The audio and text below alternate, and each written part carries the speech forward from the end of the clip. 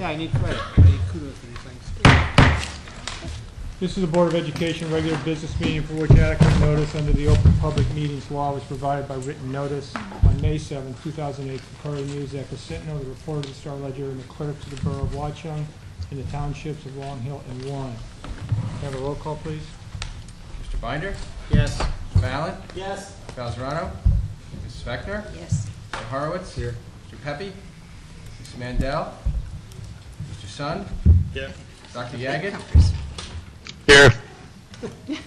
Dr. Seeley? The voice. Here. Disembodied. For those of you who aren't aware, Bernie's actually not physically in the room. We're having via teleconference from some part of the world. Pledge of Allegiance. I pledge allegiance to the flag of the United States of America and to the republic for which it stands, one nation, under God, indivisible, with liberty and justice for all. Welcome, everybody. With the board's indulgence, we'll go through the reports and presentations, and we'll bring items F and G, which are reports. It's the annual audit report and then a report on annual district testing up ahead of the committee reports. And that way then the people giving those reports will be able to read, and we can then go into committee reports. If that would be, if anybody has any objection to that order. Hearing none, we'll move on. And we'll order it like that then. If Dr. Strong's got any comments? Yes, thank you. First, I'd like to say to you all a very sincere and hearty thank you from Mrs. DiGeronimo, who was in receipt of your kind flower arrangement. And I'm happy to report she's doing very well, and hopefully will be back to us in early December. You know, tomorrow is a very big day in our country. We have our presidential election and, of course, many other elections that are taking place in our state, in our county, and our local government. Well, right here at Watchung Hills, we've had, since early October, two of our history teachers, Ken Carnes and Ryan Murray, asked for our permission to organize a school-wide activity that it would involve all of our students and teachers here.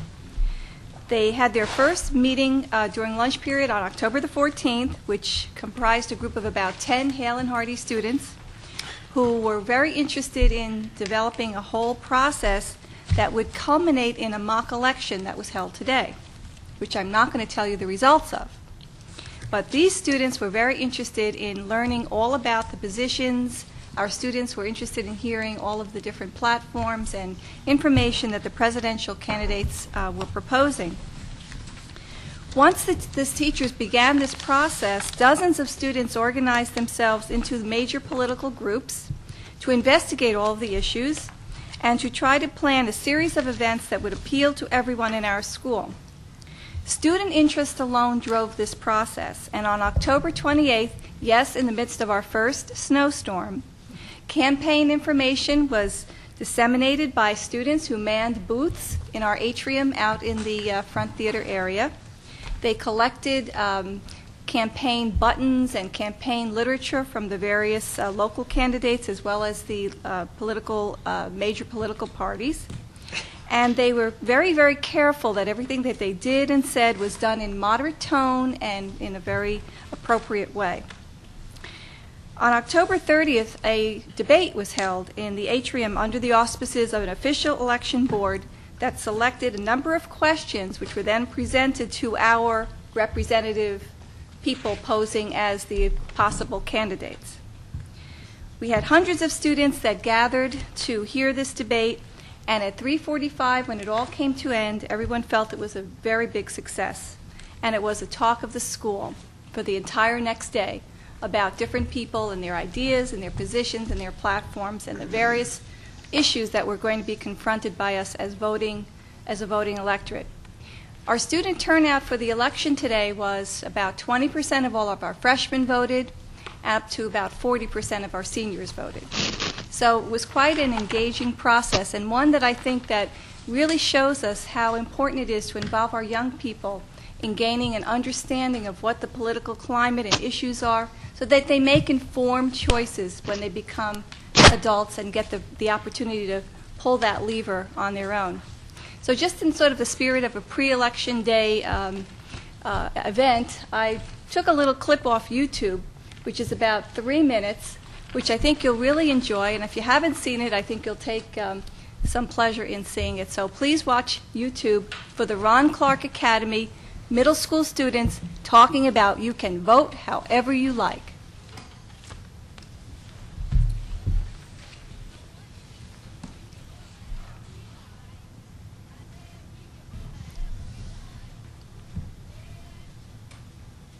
In just a second. It's coming.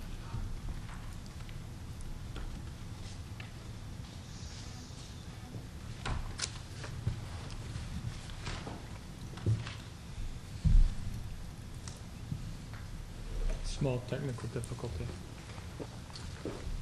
This is actually longer than the clip is, but that's okay. It may be very loud now.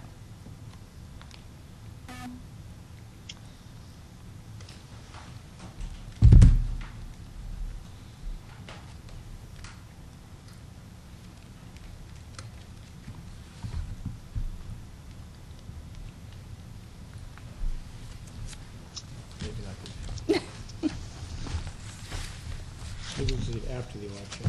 Oh. Nope. I only played it about 9 times already. Isn't it funny how things always work well when it's tested? There's an article about him in the Echo Sentinel. Yeah? Which one? Nora, $10. Thank you.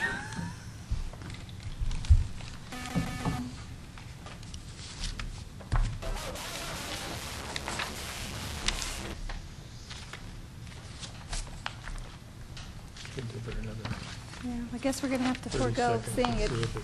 Kind of was a very uplifting message from the students in the middle school. Oh, here we go. Wait a minute. I think we just heard Bernie. I hope it didn't break anyone's eardrum.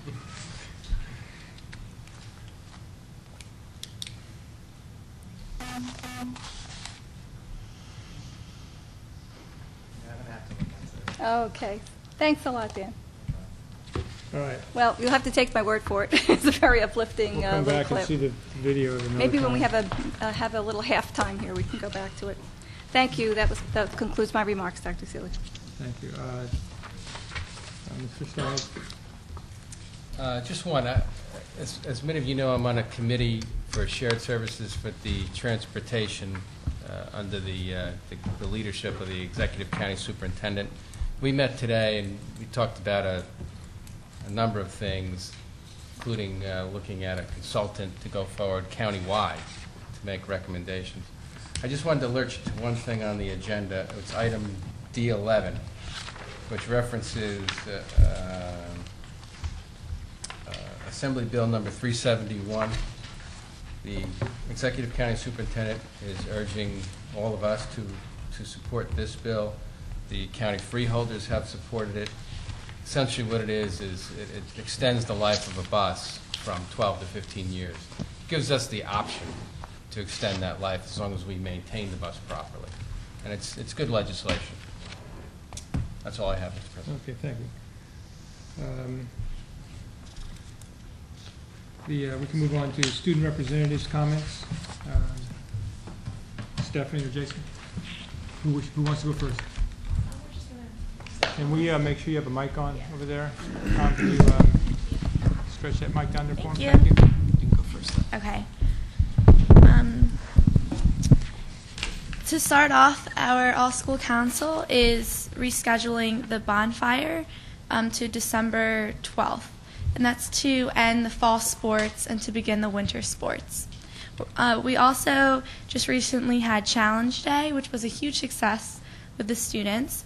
The all-school council sold Halloweenograms, which were candy messages sent to students from students. That also went very well. We had the haunted hallways on October 30th for the elementary school students, and that was very successful. We had the Dr. Fallon presentation for freshmen, which everyone seemed to get a lot out of. That was very nice. We also had Skylar the Hypnotist, which was a fundraiser for the junior grade level council, and we raised money for our prom.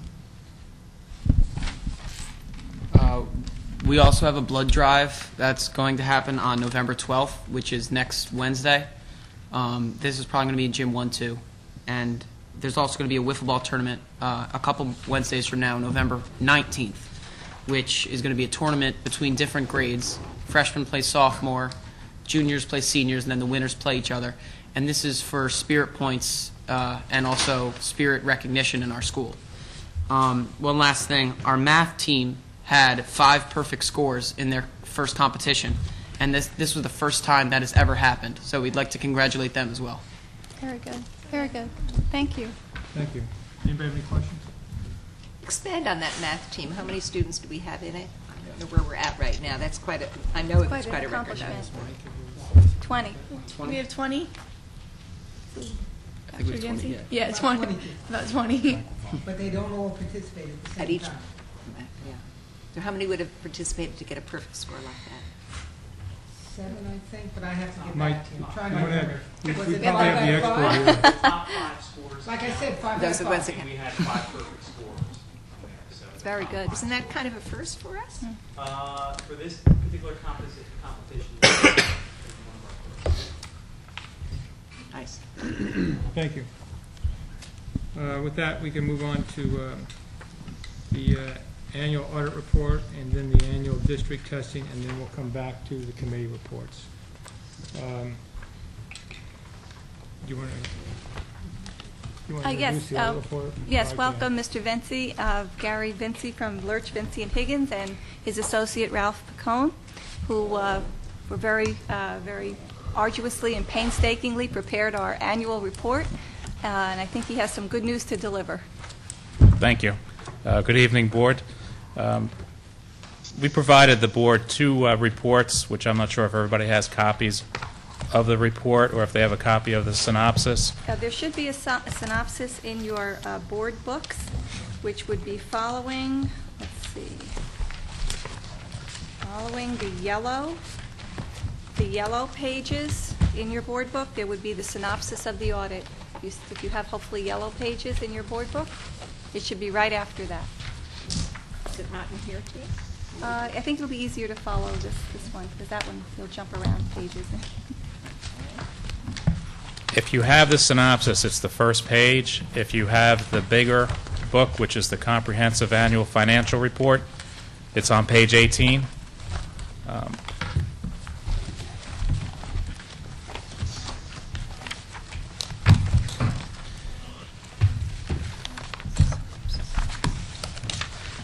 The first schedule, which would be the balance sheet, again, this is as a result of the audit pertaining to the 2007-8 school year, your fiscal year end, June 30th. So right now you're looking at a balance sheet which is a snapshot at that point in time. The district ended the school year. If you look in the first column, which is your general fund being your main operating account, halfway down you will see a caption called Fund Balance. That's basically your surplus for the district. Your overall surplus was $2,964,000. But let me walk through the components so you have an idea as to where that money is earmarked. That is not all free, unreserved monies.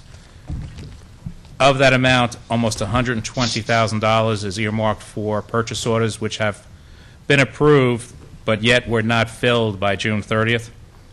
The board in June transferred money into a capital reserve.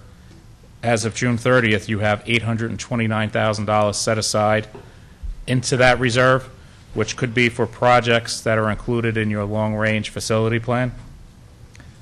The board also, at that time in June, funded a tuition reserve, which will be earmarked for any final adjustments that the state gives to the district for the 2007-8 school year.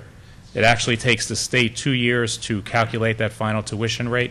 So if there is an adjustment 2 years from now, you have monies earmarked in a reserve to rebate any district. 5 years ago, the state came up with a formula. Districts today have a restriction as to how much surplus you can maintain. That was Senate Bill 1701. Basically, you cannot have more than 2% of your expenditures into a surplus into an unreserved surplus. So as a result of this year's audit, the piece that we have earmarked for excess surplus is roughly $396,000. That money must be used by the board in the 2009-10 school budget for tax relief. If you look at the line below that, the excess surplus, which we determined as a result of last year's audit, the 2006-7 school audit, was $614,000. The $614,000 was used in the 2008-9 school budget. So that money has basically been used already as of today. In addition, in the 2008-9 school budget, you used $119,000 more of surplus to offset the tax relief. So the total amount that was used in the 08-09 budget was roughly $734,000. So what is remaining from the original $2.9 million will be your unreserved, undesignated of $585,000. That $585,000 does not include the final state aid piece that came in July. That's roughly an additional $135,000. So from a budgetary perspective, the way the state evaluates your finances, you have $720,000 on a budget basis, $585,000 on a GAAP financial. And that's really, the $720,000 is really the 2% threshold that you're allowed to have. By way of recommendations, which is the last page of the synopsis, we had 3 recommendations. We have met with the Finance Committee to review the finances as well as the recommendations. The items deal with one in the cafeteria account and in strengthening internal controls regarding the inventory of the vending machine with the sales.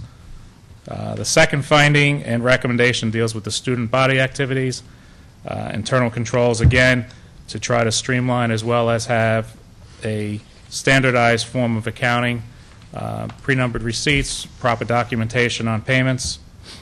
And the third recommendation dealt with the annual report dealing with district transported students. What's reported to the county obviously has to agree with the names and number of students on your rolls. We found differences with that. But I think if you go back 3-4 years ago to the recommendations that we have today, there's been significant improvements by the district with regard to the audit recommendations. And none of these are repeat findings? Actually, the last item may be a repeat. It is. The transportation. That's the only one. Question, are you finished? Yes. Open it up for questions, other questions at this time? Laura? Isn't student body activities, isn't that also a repeat? I seem to remember that from last year as being repeat. There may have been different situations last year versus the findings that we had this year. There was a recommendation, I think, last year, but I think this finding may be a little different. Yeah, that was more geared toward reconciliations, which weren't being performed. The reconciliations are being performed. He's just looking for tightening up of certain, they're looking at each of the accounts to make sure there's proper accounting for each one. It's more of a control issue rather than reconciliations. And as we discussed in the Finance Committee with the accounts before the meeting, that this is really, from our point of view, a major improvement in not having the large number of repeat recommendations that we had experienced in the past. And I think we owe some thanks not only to our accountants for providing some guidance as to how to do that, but to Tim for having implemented much better controls this year and addressing those issues not just at one meeting but throughout the year. And I think all of us are being, and the community is being much better served by the business office than we have been in the past. And I'm glad to see that for all of us. I would second that. Any other questions at this time? I would notice also that in the audit report there were some commendable findings also in terms of areas that you thought I think we were doing well in, particularly Yes. with regard to record keeping in the business office. So given where we've been in the last 2 years, at least in my time on the board, this is a good step forward for us. Absolutely. Without any other questions, Tim, did you have anything you wanted to say at this time? No, just thanks. Okay. Without any other questions, thank you very much. Okay, thank We you. appreciate it. Thanks, Ralph. Okay. We can move on then to the next topic. Are you ready to show it? Oh, okay, we have a 3-minute video. We'll Looks now like step back to our we 3-minute have, election video. a little bit of uplifting, hopefully get you in the mood to vote. Maybe. We can talk politics all night. We got a big election coming up, and you know what? We can vote however we like. I said we can vote however we like. Yeah, Obama on the left, McCain on the right. We can talk politics all night, and you can vote however you like. I said you can vote however you like. Yeah, Democratic left, Republican right. November 4th we decide, and you can vote however you like. I said you can vote however you like. Yeah, Monday is the man for arresting Vietnam. You know anyone can help my country, he can. Taxes dropping low, don't you know? Oil's gonna flow to the low. Offshore, our economy will run. One Obama, forget Obama. Didn't win, but then you gon' have some drama. More war in Iraq, Iran you will attack. Can't bring our troops back. We gotta vote Obama on the left, again on the right. We can talk politics all night, and you can vote however you like. I cannot get enough of those kids. Rick Sanchez, nothing is better than that. I'm a fan. We had the volume turned up in our office back there while we were putting the show together watching them. Thanks, Dan. Thank you. Okay. Okay, next up is our annual student performance and district data achievement and performance objectives report. Sounds quite formal. Gentlemen?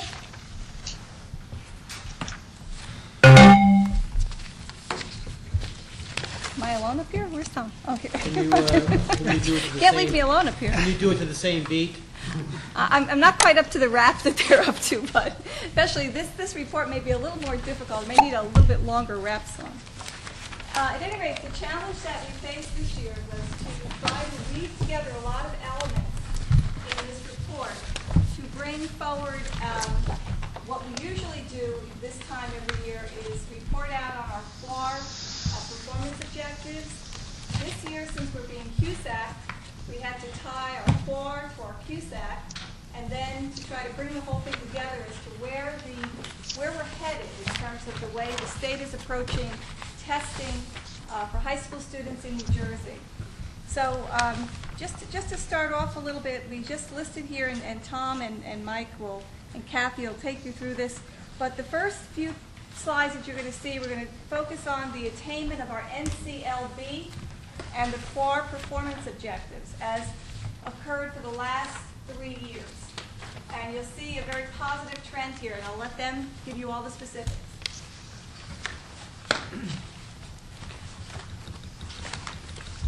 A few years ago, we came up with some district objectives for our HESPA testing, both in language arts, literacy, and mathematics. Just a fall here. And they're back in 05, 06, 06, 07, and 07, 08. And sometimes when you make objectives and what you want to meet, you tend not to remember them, but we do because our objectives were met. First, I want to bring you through some of our HESPA results. We first had an objective in district that all of our special education students would meet the HSPA benchmark for language arts and mathematics. That is our basically NCLB AYP number, and that number was made in 2005, 2006. We also had our own school-wide objective that was above NCLB numbers for 90% of our 11th graders would achieve proficiency in language arts literacy. That was actually 95.5%, so it did meet above our standard and, of course, above the NCLB standard of 79%. In mathematics, our 11th graders achieved proficiency. Also, our objective was 85%. We actually made 89.7, and the NCLB objective was 64%. So in the 05-06 school year, we did meet that objective. The next year, we upped the ante a little bit for ourselves. And again, we continue to want to make sure that all our special education students met the HSPA benchmark for language arts literacy and math. And again, that was met in 2006-2007. And then we put our own district objectives a little higher the next year for both language arts and for mathematics. Our objective for all 11th graders and language arts literacy was 95%. We actually got 95.9. The NCLB number was 79%. And for mathematics, 90% of our 11th graders achieved proficiency in math that year. Was our objective. We got 90.5. And 64% was the NCLB AYP objective. So again, we made those objectives that year also. In our last year, 07-08, again, we still had the initiative to make sure all our special education students would achieve AYP in language arts literacy and mathematics, and we did. For language arts literacy, we upped our percentage to 96% of our 11th graders. We achieved 95.1. So we're a little off there, but the NCLB recommendation last year went up to 85%. That was the first year of the new AYP numbers, and we did make the NCLB number. And we upped our percentage of 11th graders from 90 to 91%. That would show proficiency in mathematics. We hit 91.4, and the NCLB mark was 74%. So as someone who came up with a lot of these objectives 3 years ago and works very hard to make sure they're met, I was very proud of my department, as well as the language arts literacy and English department, and all the administrators and teachers who helped meet these objectives. It was a good showing the last 3 years, and we continue to be on an upward trend. If we turn to the next slide, this shows a little bit of a review of our HSP results the last 5 years, from 2004 to 2005. This is mathematics. State breaks down scoring into 3 categories: partially proficient, proficient, and advanced proficient. Percent passing is based on proficient plus advanced proficient. And each year, for the past 5 years, we've increased our percent passing. That's a trend that's not actually taking place in the county right now. The trend is it's going down a little bit for percent passing. We're going up. So I'm proud to say we're on an upward trend there. We're at 91.4%, which is our highest ever for mathematics. The history for language arts literacy on our next slide is similar. We've always had good scores in language arts literacy, and we continue to do so. 95.1% last year. We continually see in the last 5 years have been in the 94-95% range for total students, both advanced proficient and proficient. So very proud of the teachers and the staff there for language arts literacy also. Michael? Yes.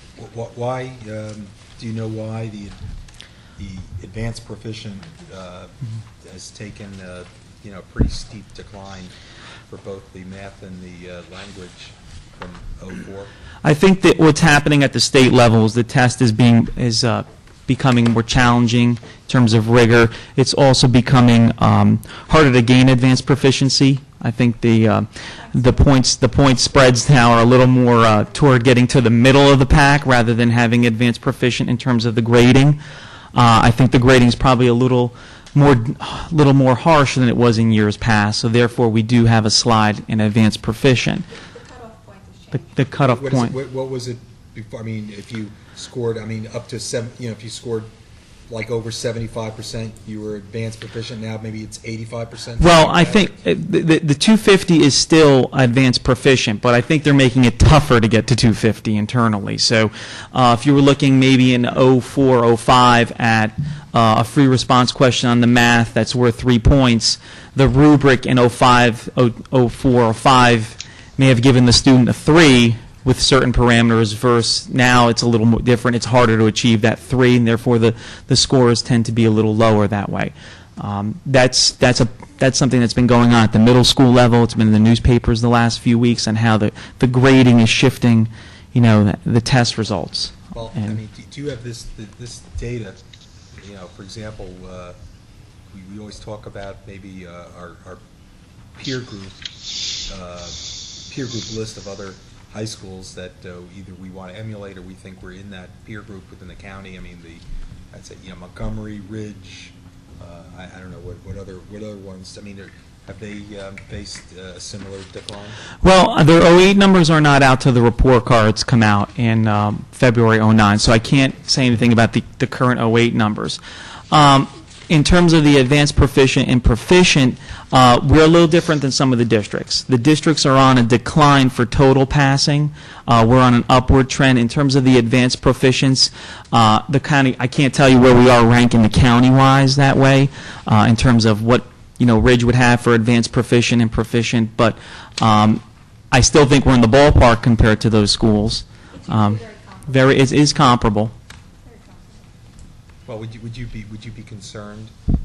Who do you of the schools in our area? I mean, I would assume Montgomery, Ridge. Who else do you like to think? We're. Well, I usually look at the Golden Dozen, Milburn, Okay. Ridgewood. Okay. So when do you get those? Well, these all come off the school report card, and that should be posted sometime. February 09 for the 2008. Can you come back with us with those other schools just to see? I mean, if I guess I would feel better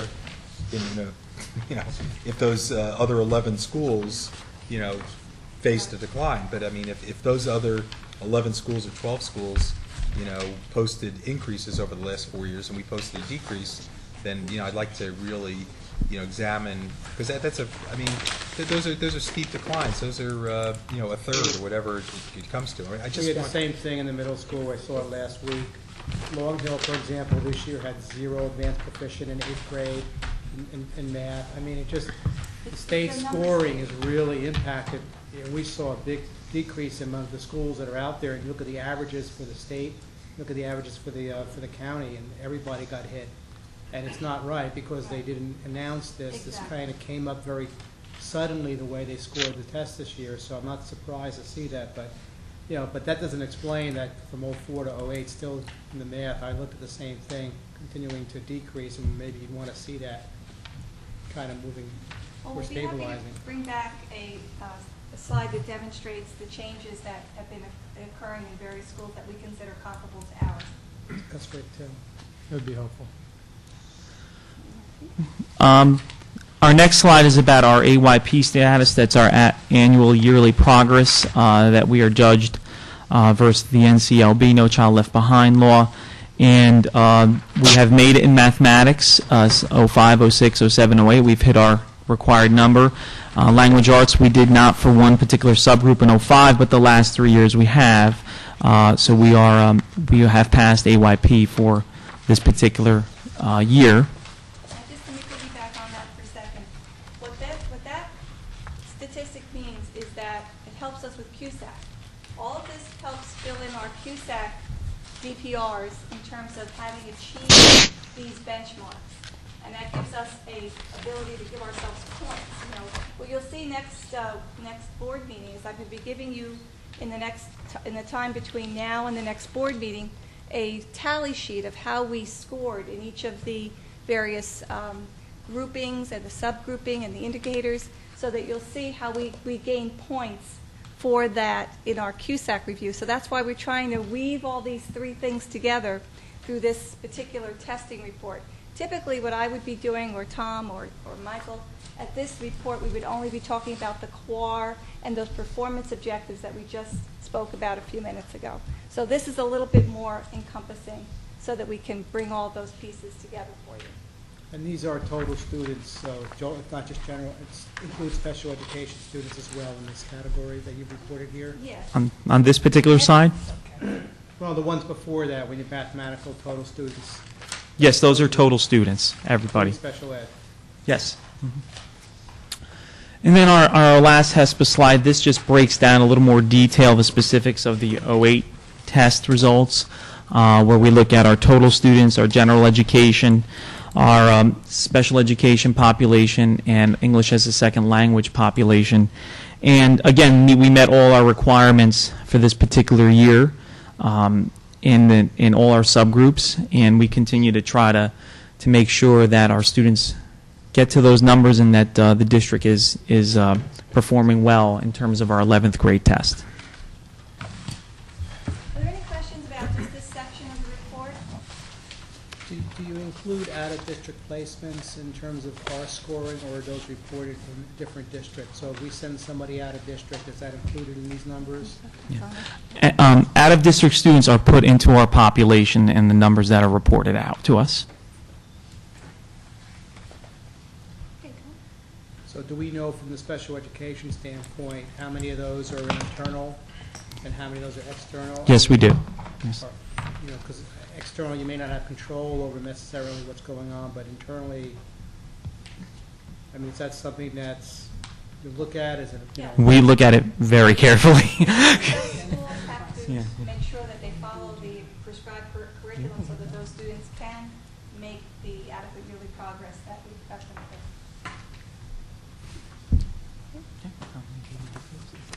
The next slide indicates something that we are proud of, and at times, thank you. The next slide takes a look at our advanced placement scores, going from 2003 to 2008. For the number of candidates in 2003, just 5 years ago, to May of 2008, we increased about 72%, and that's our emphasis on allowing the greatest number of students, if they wish, to get into our honors courses and our advanced placement courses, with putting few obstacles between them. And about a 19% increase from 2007 to 2008, and we applaud that. We had 761 grades and 453 candidates. That's a tremendous number. We saw our threes or better stay at what was the score last year, about 85%. This is about 82.5, 83%. What we did see is a little bit of a drop in our fours or better. Again, when we look at the numbers and look at our students who are taking them, we're encouraged that more kids are taking them. We just now have to analyze from department to department to department how to get the kids who are getting threes to a 4 level or a 5 level. But we're really pretty impressed in the amount of work that our teachers are doing, the effectiveness of what they are doing, and the number of students who are taking the risk in taking advanced placement courses. It's truly remarkable.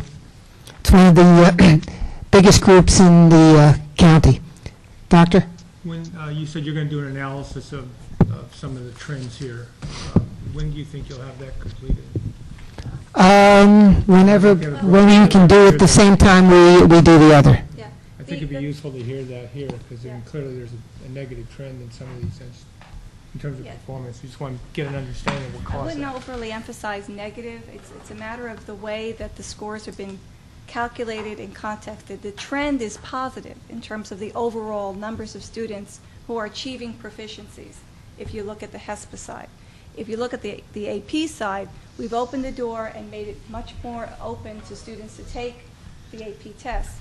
However, what we need to do now, the next step, which we will be doing in collaboration with all of our supervisors, is looking at the discrete skills that the students need to get to be able to move from the 3 to 4, 4 to 5.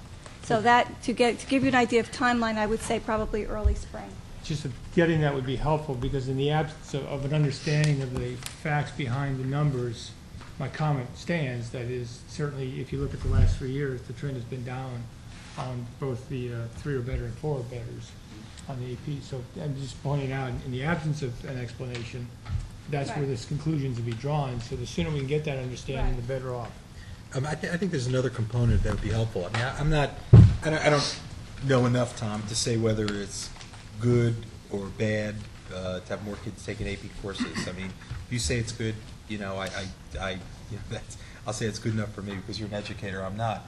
But the statistic that I think might be interesting here, listen, there's no doubt when kids, I know our guidance person was here somewhere, right? I mean, listen, I think, right, I think 2 kids recently, they're still in college, taking AP courses is looked upon obviously very favorably by, the competitive and most competitive colleges. I think one bit of data that I would be interested to see. I mean, I'm not as overall alarmed, that less kids from like 205, I guess, was 005 was the high water mark.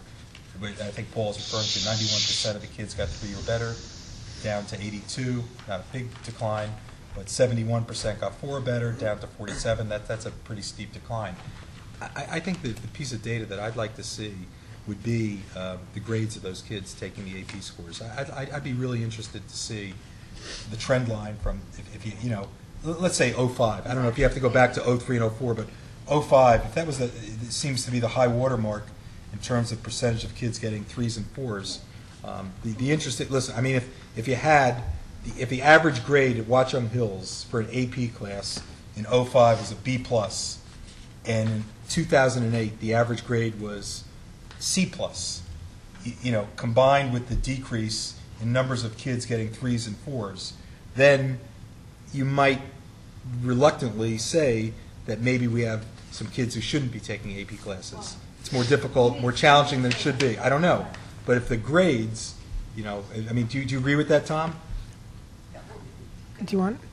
My response would be something along the lines of, I like the idea we are still, with all the numbers of kids that are taking it, at 82.5% 3s or better. That's, for me, something that I can live with. We can try to work on the 4s or better, but I'm not sure if there's going to be a great correlation, and there may be, Rob, and that's what you're saying, a correlation between their average in 2005 compared to the average in 2008. Or it might not be a correlation. It might not be. If the average grade in 05 was a B+, and it now remains a B+, then maybe you can say the kids are getting the content, they're applying to colleges, it looks good to have an AP chemistry of 87 or whatever it is. Maybe they're just not great test takers. Maybe you can say that. But if the average grade goes down and the average numbers of kids getting 3s and 4s goes down, then you might be saying it's a highly competitive class that some kids shouldn't be taken. It might be. I don't know. I'd like to see the grades in conjunction with these. Maybe to tease it out, and that's a good question, which is how the grades, because it may be that we find that not all the kids that are taking APs necessarily should be taking them, or maybe it's good for them to take it, and it's a stretch for them, and we can, at least we'll understand that. I mean, I'd even like to see it by teacher. I'd like to see that much detail, because maybe it's particular teachers that are doing better and stronger, and, their kids are doing better in some of these things than others. So, I mean, why we're doing what we're doing, or whether, one class is 90% and one class is 70%. I mean, that to me is a question that I would ask. That would be the kinds of things we would look at also. Peter? I'd also remind the board, if you look at that number for 2007, 3 or better, that's the year for the Newsweek list, where the people report on what their kids did in AP. That's the year in which Watchung Hills was the #1 school in the state for their excellence and equality rating, which was the highest percentage of kids in the AP year who got a 3 or better in at least one class, in at least one AP test. And we were #1 in the state on that. So even at 85%, I think, we're doing, you have to recognize that although it's lower than 91%, one of the ways it's rated, that put us at the very top of the state.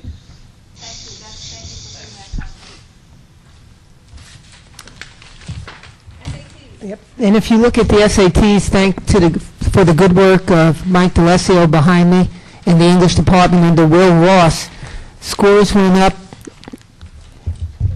39 points, 10 verbally from 536 to 546, and 18 mathematically to 569, which goes to 1660 when you include the writing portion to 545, which went up 10 points. Again, I think we can all give a measure of thanks to our SAT course that helped out in this, plus the students themselves.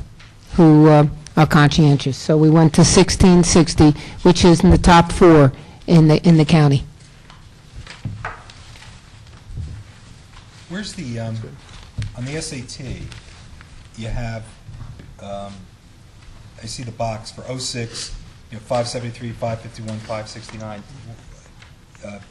Critical reading, is that the verbal? Is that the same thing? Verbal. Yeah. Verbal. Okay. Did they, what's interesting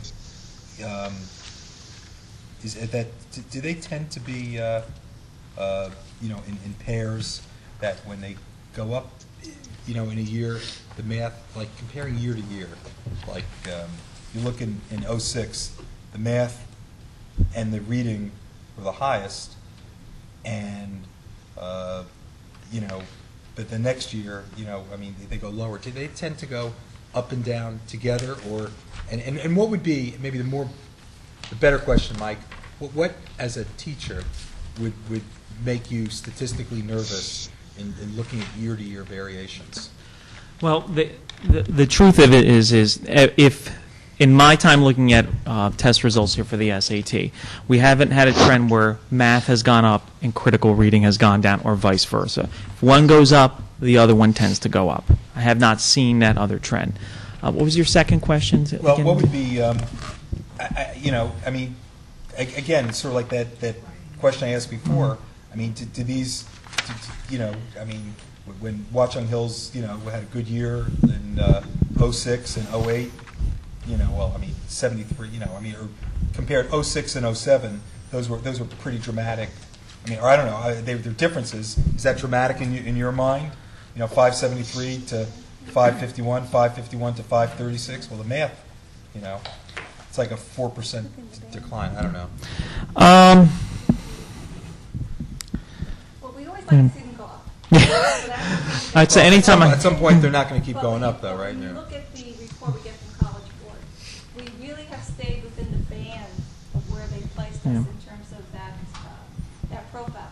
Now, the key question is how do you break through that band and push up a little more? One of the things that's going to help us this year is some emphasis we put on the writing piece with various just specific grammar, targeted grammar interventions that will both boost the writing scores at least 10 points. So just that itself will make a difference.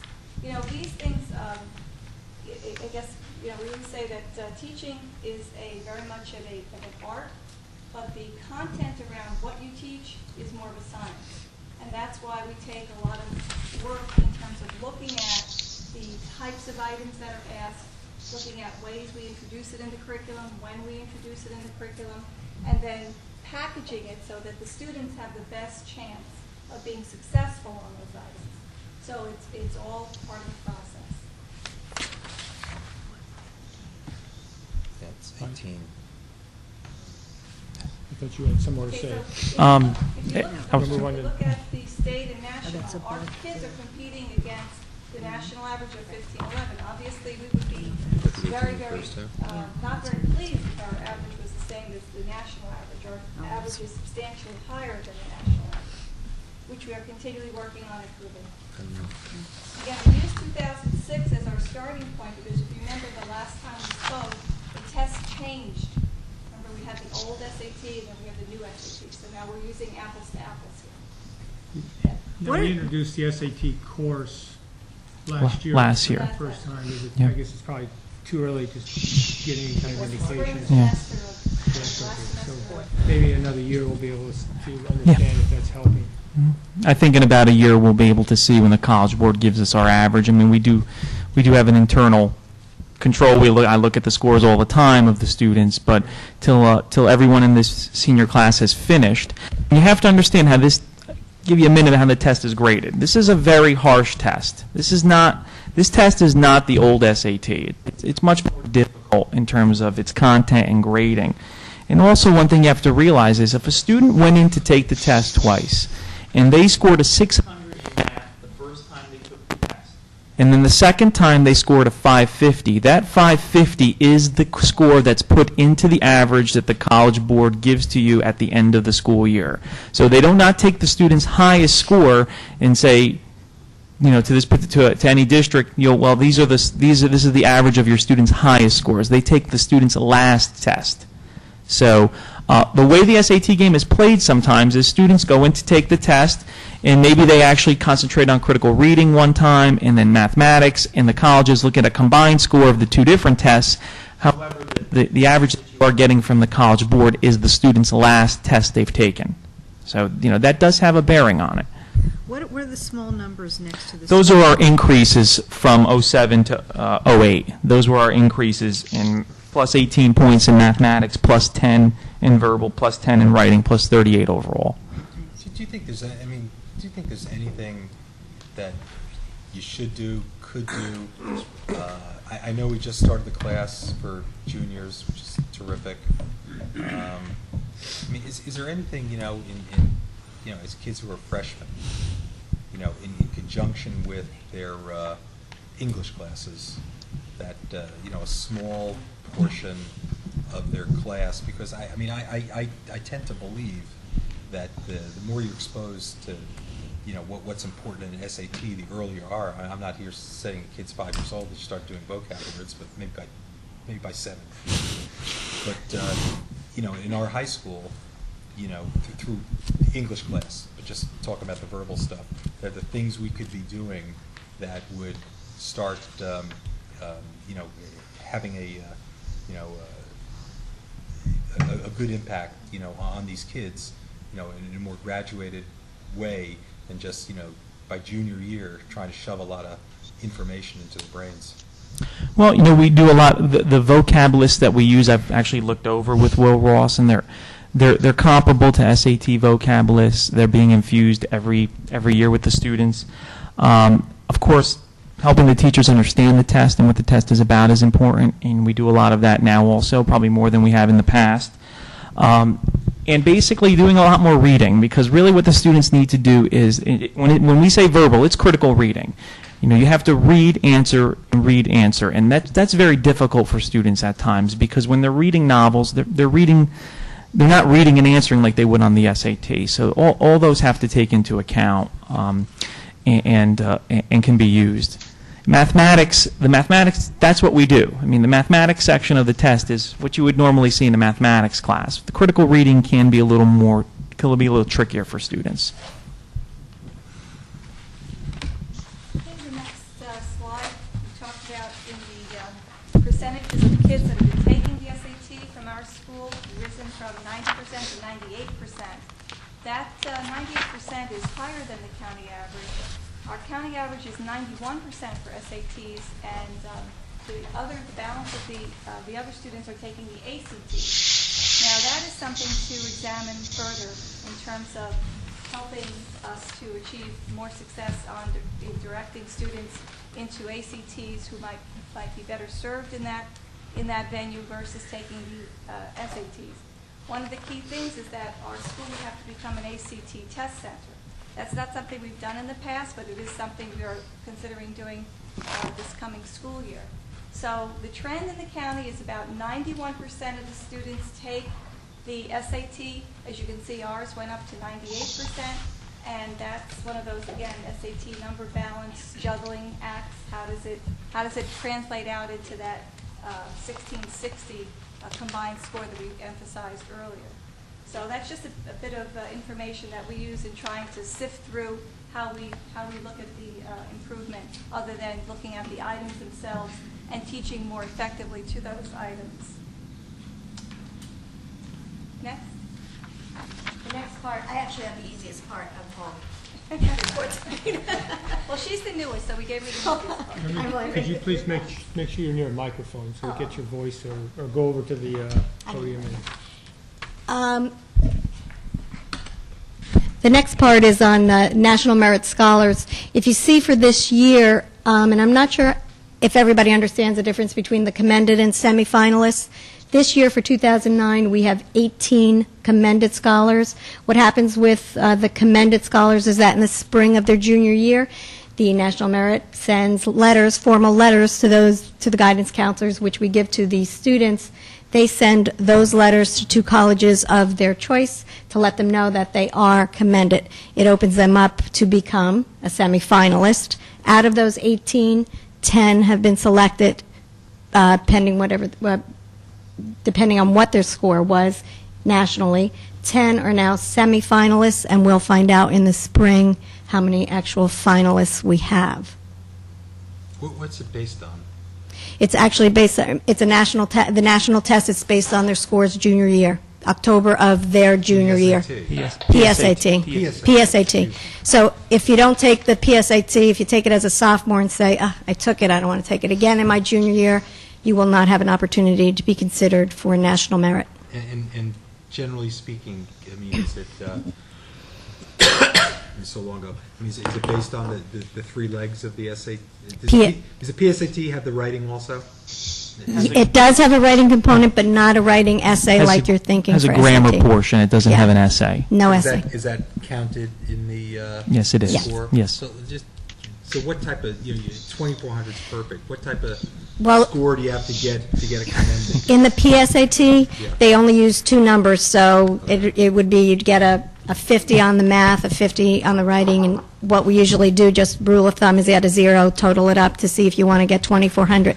On the PSAT, which actually we'll get the results this December, they've become very easy to read, very user-friendly.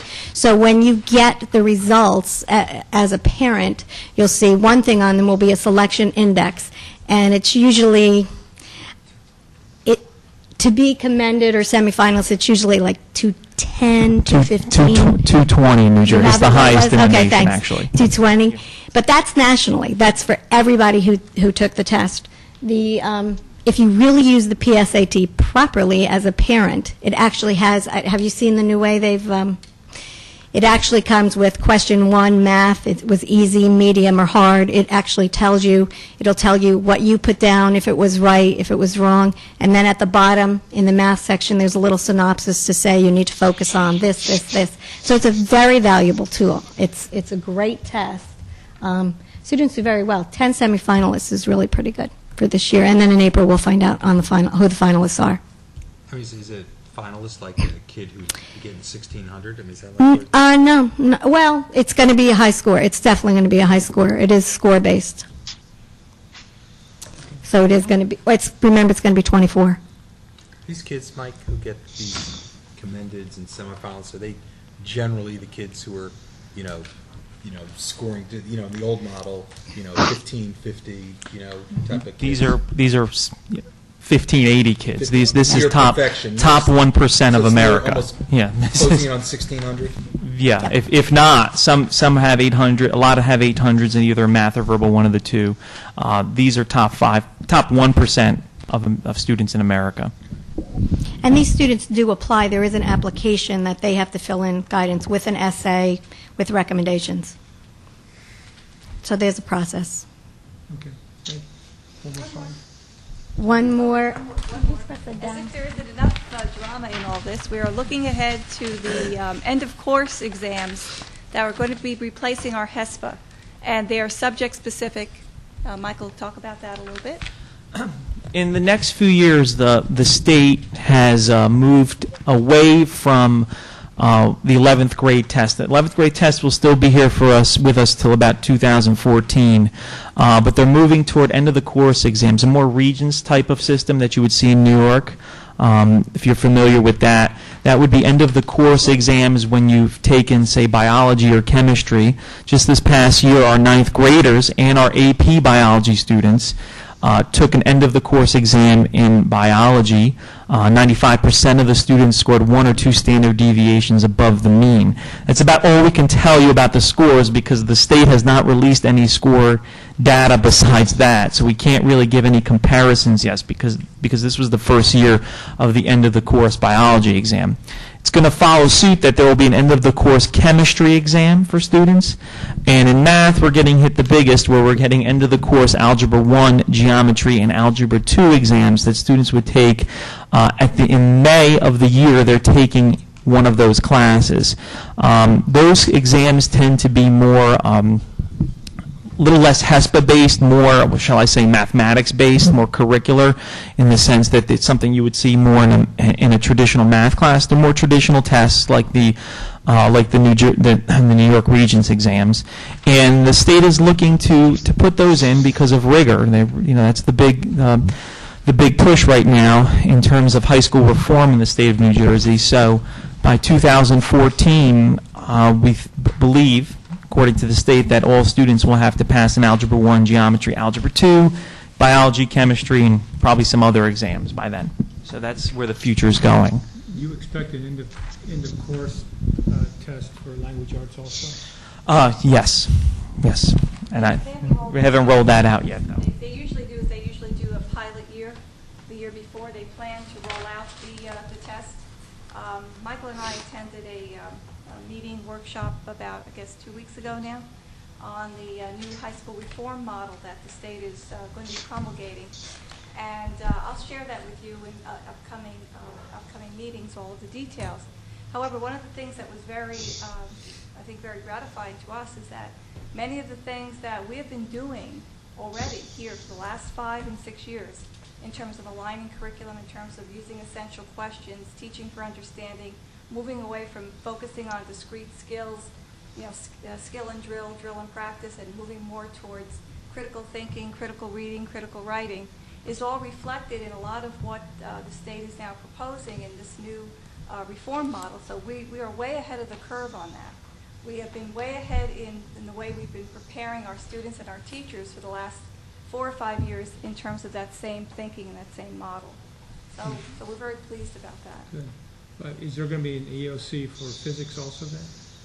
Is that pending or? Right now, there is no EOC for physics. What the state is proposing, a third year of lab science that could include physics.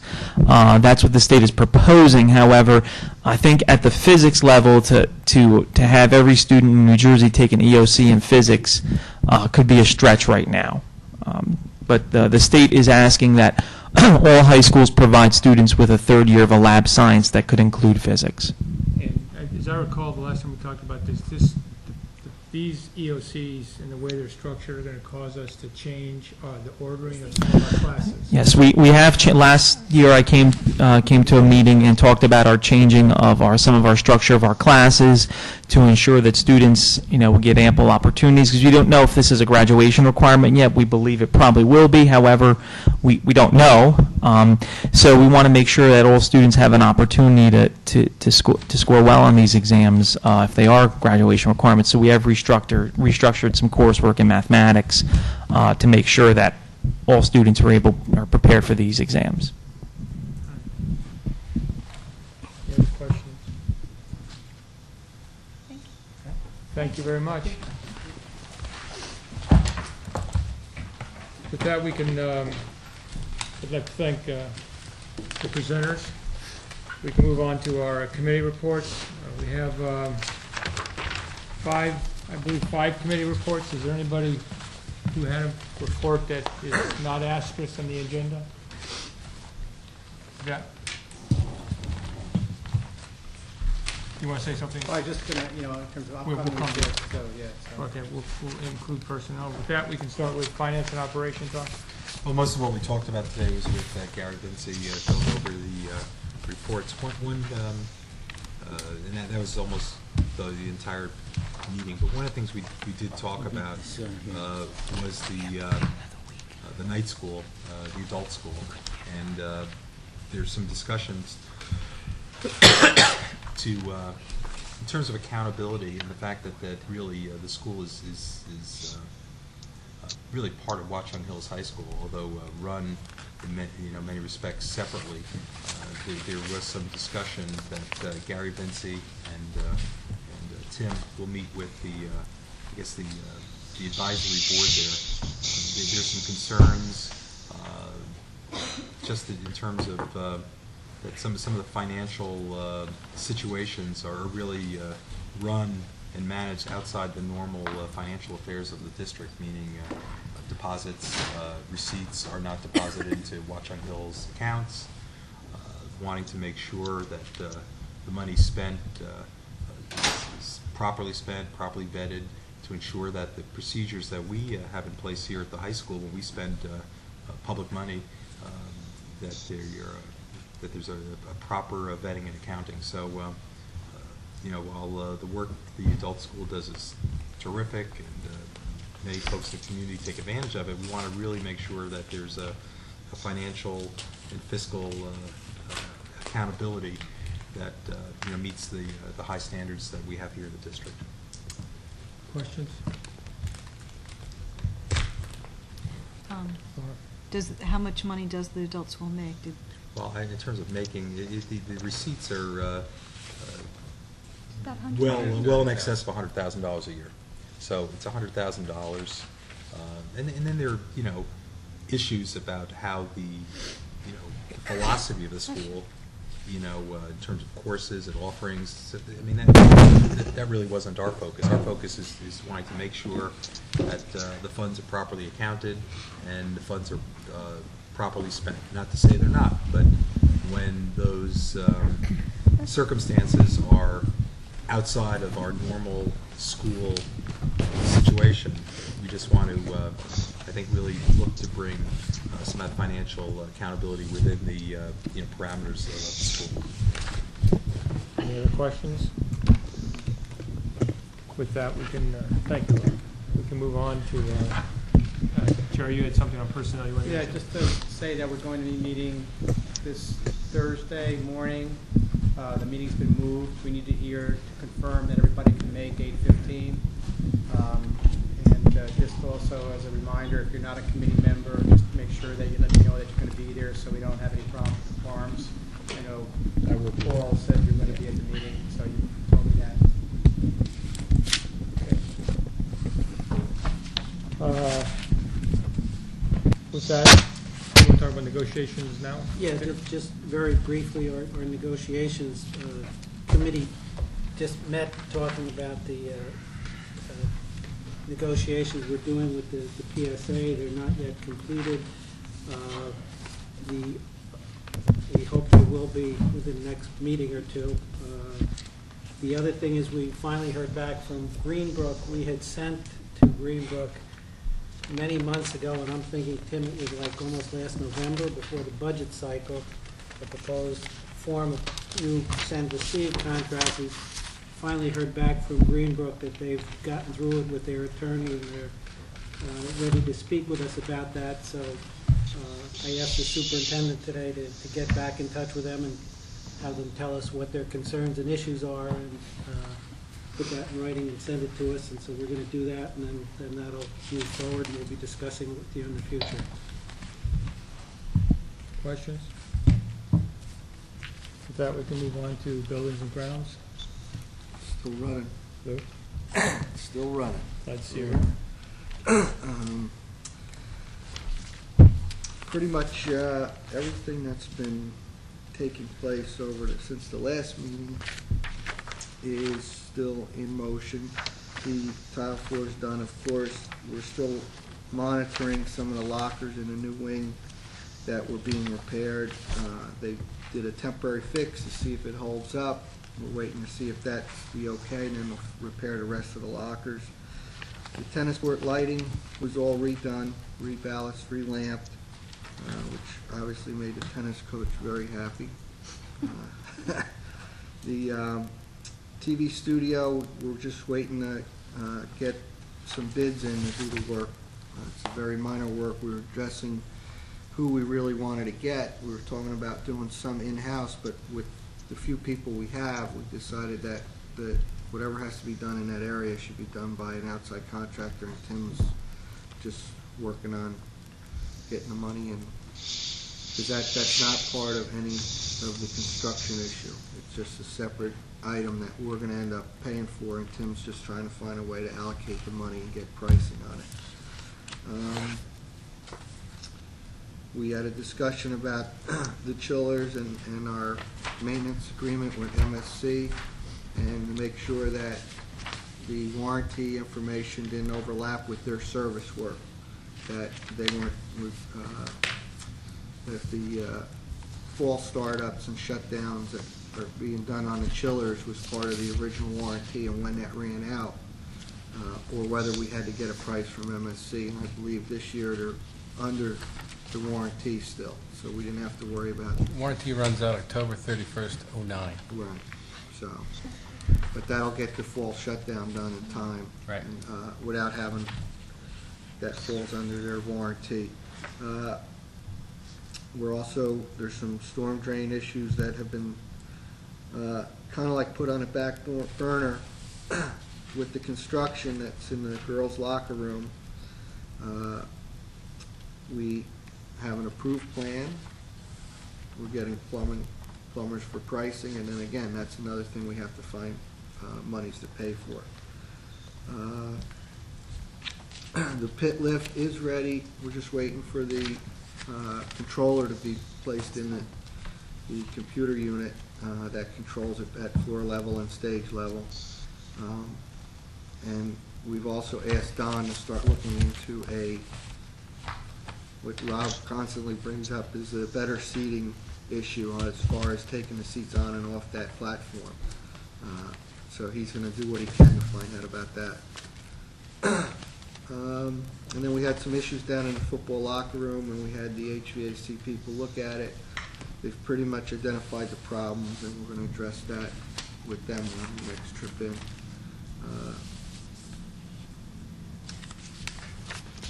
The final thing is we're compiling a list of construction issues, projects, and everything, and we're going to put it all together. We've got pricing on some and all for the budget process, and to try to prioritize what's the most important thing to address so that we can send it off to the budget committee when they're ready to do their thing. So the committee members have a list of all the projects and all, from the construction all the way to general maintenance items. So we're going to try and get that put together soon and submit it. So, retro commissioning of the HVAC. Yeah. Where are we with that? It's a tough dog. We're finding it hard to find a company that can do it, that's reputable. The last meeting, we talked about contacting another agency, and Tim was in process of doing that. I may have some more information this week from another company that I can give to him to try to get this done. So it's something that's still going to take some effort continuing. It's a tough nut, because you want to get somebody who's going to do a competent job, you know, and find the problems. And we're going to find the problems.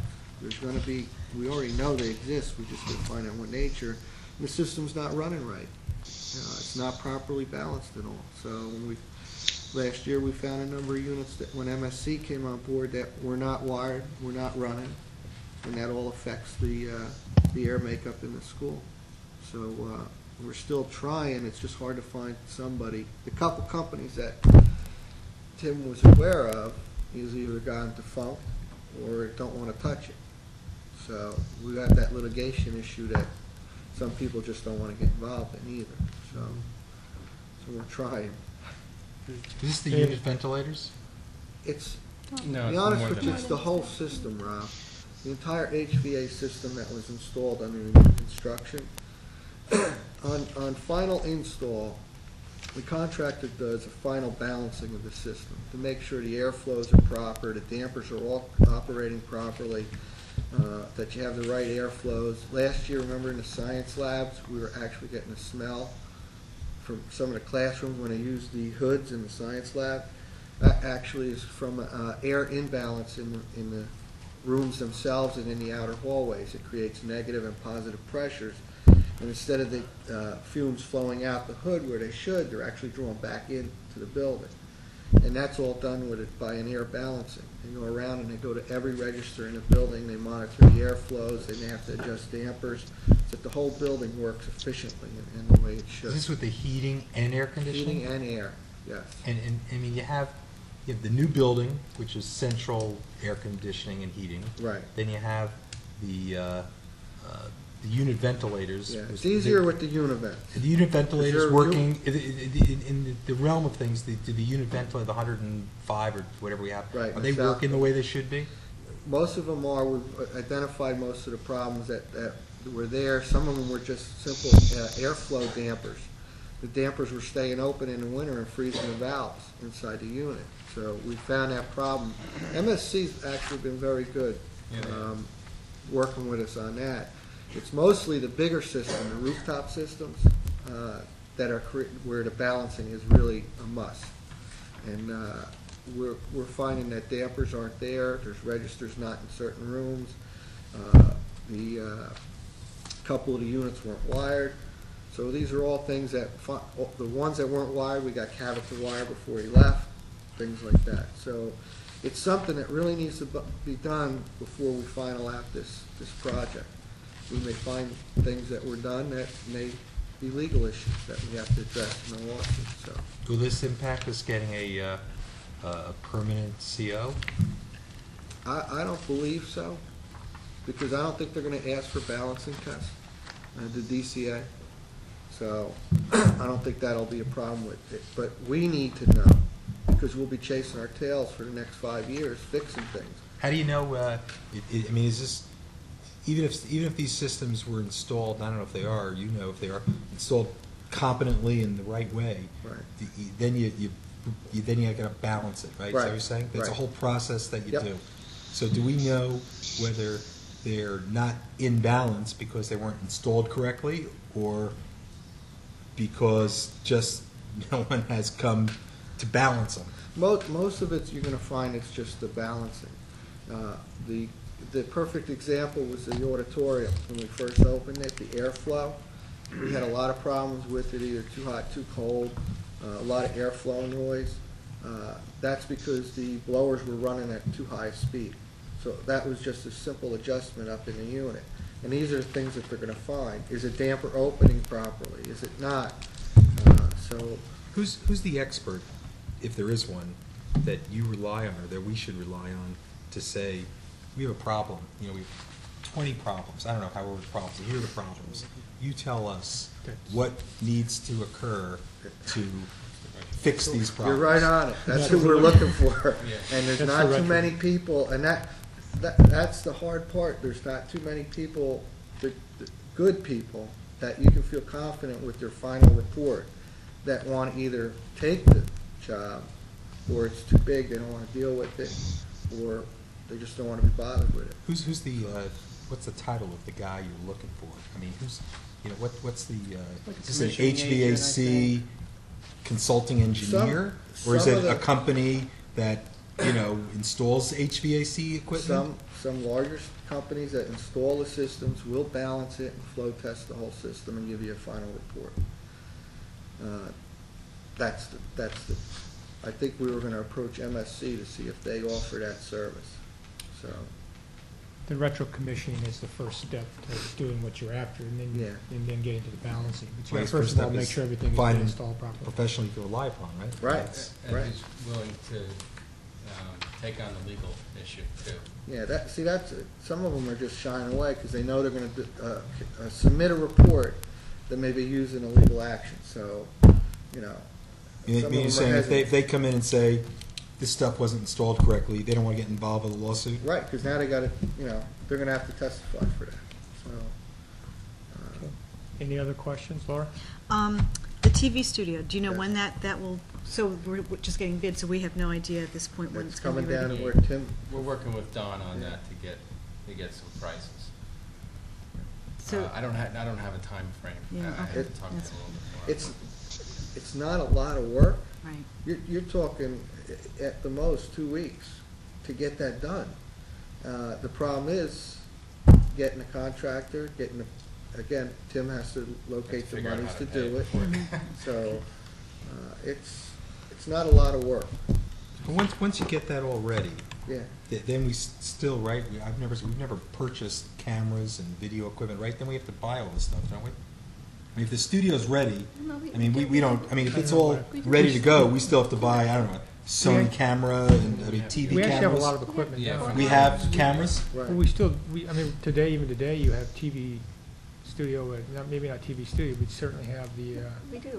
video production. You have the production. Video production. And we have purchased some equipment, not all of the equipment, that would be apropos to that, to working in that space, but we have upgraded some of the equipment already. If she had See, some it's in the it's a budget. shame, because the actual studio's not the problem, it's the friggin' hallway outside. That, you know. The and it- outdoor hallway? Yeah, yeah. You know, when the time comes, when you're looking to fill in, like, I don't know, what equipment you need, you know, putting a call into Cablevision, you know, might be helpful. I mean, they're always upgrading their equipment and getting rid of equipment. And, Yeah. you know, they might be able to come in and tell us what we need, and they might have surplus equipment or, you know, equipment that, you know, they're upgrading, and they, you know, be happy to make a donation to the school, I would think, you know? Any other questions of B&G? We do have a meeting Thursday, correct? We are meeting, we weren't sure, that was your call. 7 Yeah, sure. a.m. Yeah? Be Okay. there. Okay, be there, be square. Next up is co-curricular. Pete? Co-curricular committee met. One of the items discussed was the scripting cube, splitting of that position. And I think as Tom reminded me, we're in agreement that it should be, but it's not ready for board approval at this time. So will be presented at the next board meeting.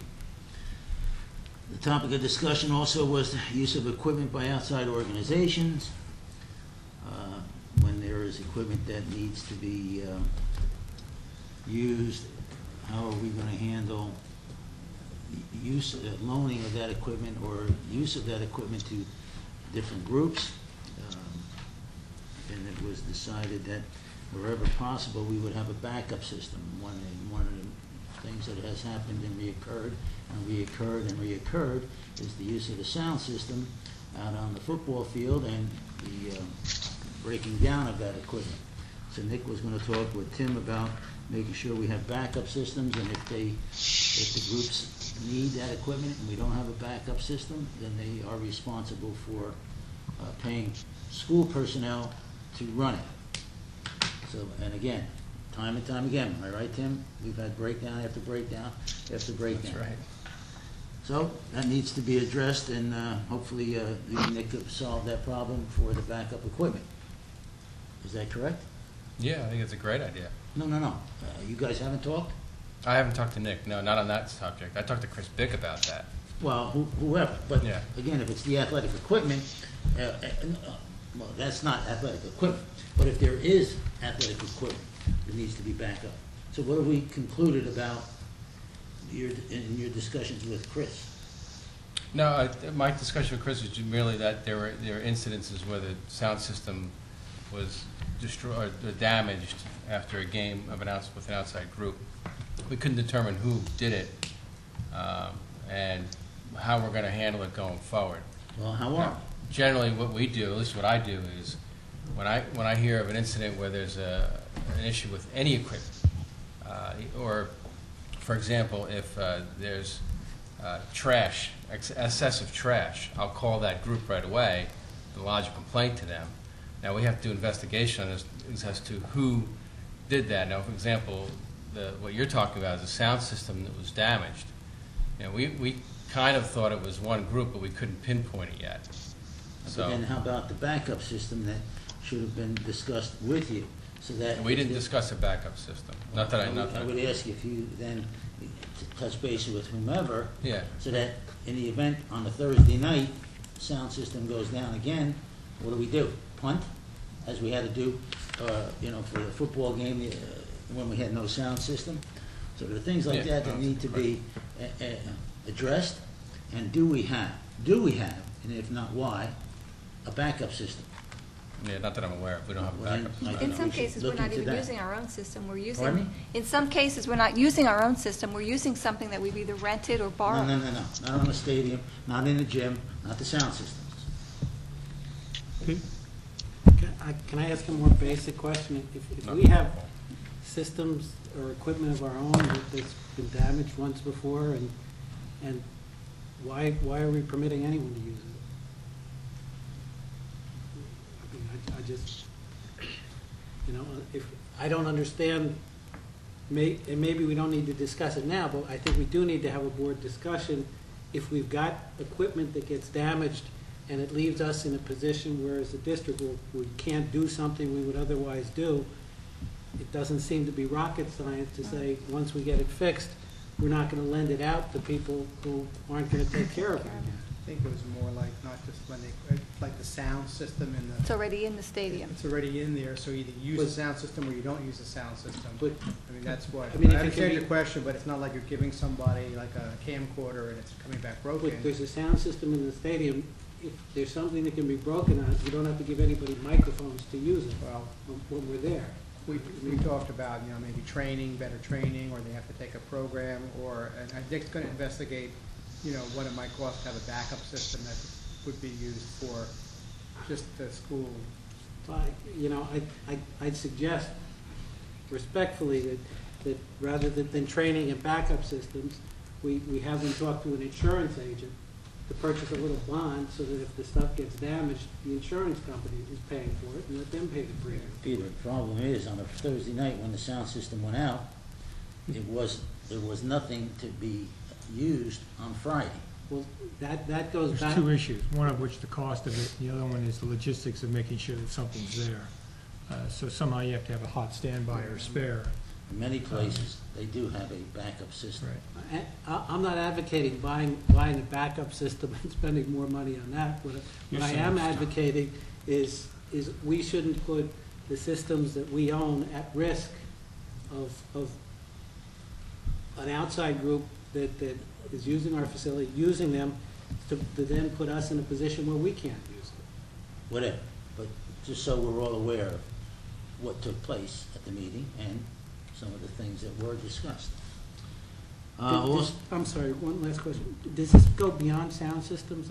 You talked It can go about for any piece of equipment, wrestling mats, or whatever, scoring tables, basketball timers, you know, the timing devices in the gym. If we use timing devices in wrestling. It should be Many for any times- equipment, even in like the stands, that somebody might use them in the gymnasium, and that can get broken also. Yeah. Any of Many that. times the electrical, this pieces of equipment are operated by kids. Yeah. Whoever rents the gymnasium says, okay, Jimmy, go keep score, keep time. You know, we have anybody and everybody playing with the equipment. And I hear you, and I think maybe that's something, again, that maybe we ought to look at in policy, that's something that can be charged for, and, you know, sooner or later, it's all gonna break, and you know, I don't know if that's the right answer either, and maybe I'm But it just needs to be opening looked the at. door. Actually, the board is going to discuss the use of facilities Board policy discussion. later in the meeting. discuss Probably some be a of good that. place to Okay. pop that one The in. other thing, one of the other things that was discussed is the realignment of the football conferences, and Fran was at that meeting, in which I hope she voted to, Painful though it was, in painful though it the was. affirmative that the, I most there's definitely 40 did. 40 schools are now formed a new football conference, and hopefully that will alleviate the problem of looking for games outside of the league and the conference, which we had to do for 2 games this year, and that's another story. But again, so that's, if Fran has anything to add to that new schedule should It's go a into long and effect, arduous process. should go into effect next year, so that none of the 40 schools that are in this conference have to look for outside games if they choose not to. Seems like a very fair proposal. Well, we'll see, but that was discussed, and we voted in the affirmative for that, correct? I did. Yes. On record. That's great. And then it was also mentioned by Tom and Nick that there was a speaker from St. Peter's Hospital that came here during the breast cancer awareness week and spoke to the girls' teams during this fall sports, cheerleading, field hockey, tennis, cross country, and girls soccer. She met with all the team members and discussed that, just brought the issue to light of breast cancer awareness. And she gave out packets and handouts to the kids that were there. What else did we talk about? Oh, we also talked about, and all agreed, that the longer we talk and the less, and don't take any action to replace that track and repair the tennis courts, we are putting ourselves out on a limb. To do nothing again only speaks to the point that we are not doing what is in the best interest of our kids. End of discussion there. And one other thing was that at the next meeting, we did discuss the competitive cheerleading.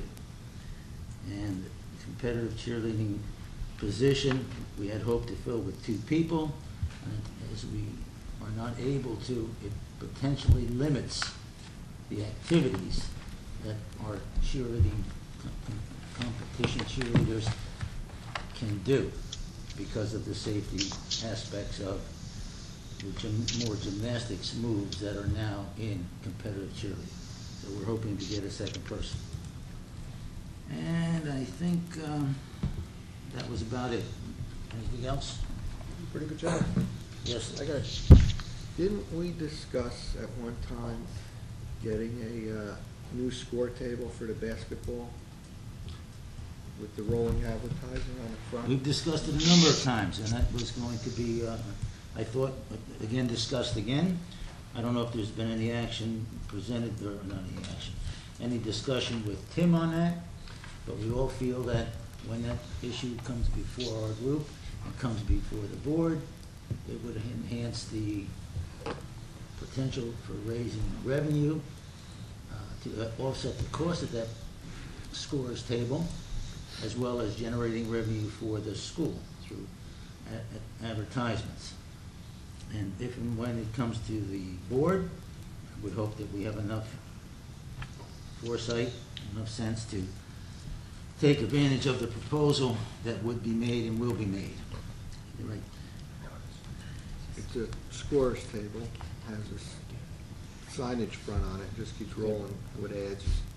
That can be used throughout the school, not only at, basketball or athletic events. It can be used during theater performances, put in the lobby. It would be a revenue enhancing. One other thing that was discussed, and we'll discuss it again because I'll bring it up again at the next co-curricular activity. I don't remember if it was this meeting, Lou, Tom, maybe you can tell me. The charging for athletic contest admission. Was it the last one? All right, so 2 meetings ago we had that discussion. And I bring that up, say we're going to discuss it again because there was a lot of controversy and a lot of people talking about the lack of revenue as a result of a game not being played here. And for the uninformed or the unaware, not so much the public, but am I right or wrong, Tom? We don't charge students for admission? Not for varsity or JV games. Okay. Which they do in most other schools. So when there was talk of loss of revenue by not having a home game, yeah, we did, but we don't charge our students. So if we had 1,000 kids come to a game, they're in for free. You go somewhere else, they pay. And the price of admission for adults here, I believe, is less than any other place around. But that was brought up and was discussed, and it wasn't a great sentiment to charge or increase the price of admission. So when that part of the discussion about the game being played away was brought up, again, we just chose not to speak to the point, or we were uninformed about the loss of revenue. I thought that I'm obviously wrong on this, but I was under the impression that the price of admission was set by the Suggested. conference. It's suggested by the conference, that's all. We don't And charge. so other schools then, do we know what other schools charge for admission? Oh, we can find out, but. What do you want to know? I've paid $5, $3, $2, $4 for what? Entry into a football game. For adults? For adults. Yeah. And students, I don't know if there's another school around or anywhere that doesn't charge for student admission. Yeah, we're about the only one. So when we, if we're going to base our games being played here, there, or whatever on revenue, let's get our facts straight and then have an intelligent discussion. So is the committee then going to gather We're that going data? we're going to discuss it at the next which will be, I think, next week. Next Okay. Thursday, week from Thursday. Week from Thursday. Okay. Any other questions? I think that's Any other about it. points? Pete? Anything else? No? Any questions? All right, with that, we can move on to, I just have, I'll mention policy and regulation. As I mentioned at the last meeting, we'd bring forward some proposals for board discussion, has to do with use of facilities, so that we could arrive at a compromise position, so that we could then give that information to Tim, so he could then let people know when they come and ask him how much it's going to be. He'll actually know what the board wants him to do, as opposed to just trying to figure it out, which has been a difficult and sometimes not very successful task at times. So we'll have that discussion. The other thing is the policy committee meeting. Policy committee is meeting tomorrow at 4 o'clock. Community and business relations. Can I just bring up a policy question? Go ahead. Okay. I don't know, most people here on the board probably don't know the name Ryan Doherty, but we all probably know who he is. He's the junior at Montclair High School who died of brain hemorrhage a couple weeks ago. He had a concussion playing football. He went back playing football, and shortly after he went in, he suffered another hemorrhage, and he died. It was a tragic, tragic situation. There was an article in the New York Times about a week ago talking about Montclair High School. It said, "School set to discuss concussion guidelines." And the point was that there actually was an orthopedist who was Dr. Delfico, who was at the game when this terrible tragedy happened, and said just that he was not aware of a uniform concussion policy for high schools in New Jersey. Delfico said he referred to the American College of Sports Medicine, which said that a player should not return to the field unless he had been examined by a medical doctor. I think, I don't know what our policy is. I know when kids have injuries, they're supposed to be cleared. But, this situation with concussion is so much different than a sprained ankle or, so many of the other injuries. I mean, here it is, a young fellow, died. Probably apparently shouldn't have been back playing football. So I think this is, I don't know if there's, on the company we get these policies from, whether the NJSIAA is working on something. But I think it's a pretty high priority issue that our school should take a look at, the issue of, what is I think we talked about what's medically acceptable. Is there a consensus? The American Academy of Orthopedists or Sports Medicine or high school, professionals, college, whatever it is, whatever the thinking is. I think we need to take a pretty... NJSIAA had issued some guidelines around that last year, Rob. I can look it up more specifically. Well, I'm saying, according to this article, there really are no centralized guidelines in the state of New Jersey. Yeah. So this doctor was referring to, as I said, college, the American College of Sports Medicine. So whatever it is, we need to find, I think, what certainly would be the, on the tougher standards. And really should be looked at by this board. We had this discussion, and not specifically about concussions. Tom, chirp in whatever I feel.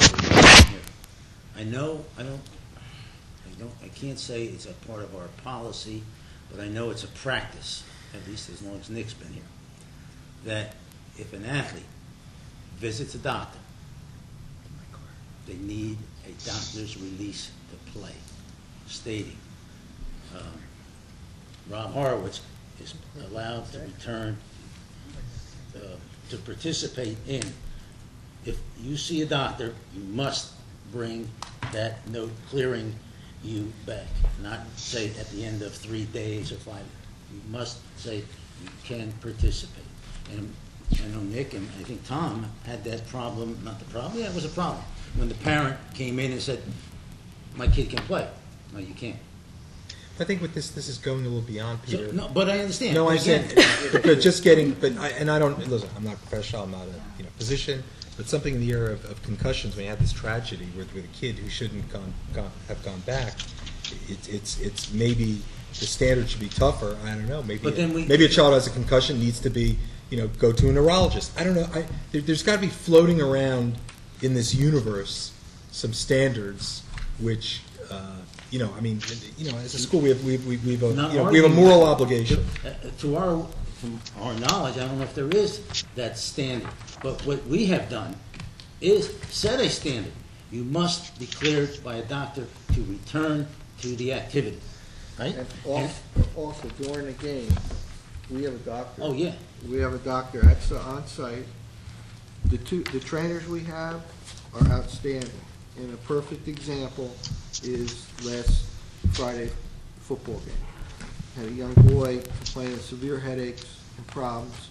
They would not let him play. They had his parents bring him to the hospital, and he had a... I spoke with his mother Yeah. this morning. Yeah. He's doing He's well. doing good, but He will if have he would have surgery. played in that game, that could have been a very, Yeah. I very understand. similar outcome. And all I'm saying is, I don't know if the normal, I have a sprained ankle, I went to the doctor, he gave me clearance, your pediatrician. I don't know, I would like to see, if there's a consensus, if there are a number of standards, recognized, what would be a very, stringent, erring on the side of very, extreme caution, because this is such a tragedy. And we haven't addressed that specific issue, concussions, but we have addressed the issue of erring on the side of caution in every injury, with I every understand. injury. So I think we are doing as much as we can do without making rules that the medical profession doesn't have guidelines for. Well, but the point is, there are, it's incumbent on us to see what those guidelines are. I mean, accordingly here, this doctor quoted the American College of Sports Medicine. I don't know. I would, whether it's our doctor, for example, we have a doctor on staff, right, football games. Ask him, what does he feel that we need to strengthen or revisit the issue of concussions? I mean, concussions is just, Any brain injury. It's any brain injury. Yeah, I mean, a head injury, which is different than an ankle injury, a sprained arm, finger, et cetera, et cetera. I mean, it's a compelling Okay. situation. I think that's very important. I think also sprained ankles and so forth, are also important. I mean, you could damage your body for life if you're, running on, something that is, injured. But I think that it's also a cultural thing. An athlete wants to be tough, and, they want to get back in the game. And, we have to also press upon with the kids that if they're injured, that, okay, that they really can't go in, and that they will get to, once they're healthy and well, that they can get back in, because I think kids who are athletes fear that if they don't play, they're going to lose either their spot, And that's why we have the trainers, and that's why we have the doctors. And then another thing is, do we have enough trainers? I know that the trainers see a lot of kids, and sometimes kids don't even, they'll wait online, and sometimes the trainer doesn't even have time to see all the kids that they have, So that's another thing. Do we have enough trainers, on this important issue? I've never heard that any of our kids have been denied treatment. If you have, then I think you need to enlighten us, enlighten the principal, enlighten Nick.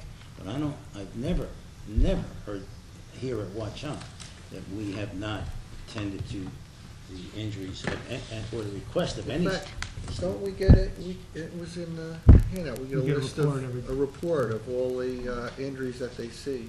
Listen, all I'm saying is, I don't know, what is the best practice when it comes to hand injuries? Okay? And are we, what is that policy, and is it something that we are following? If not, what should we do to follow that policy? It's really. I would suggest that this be.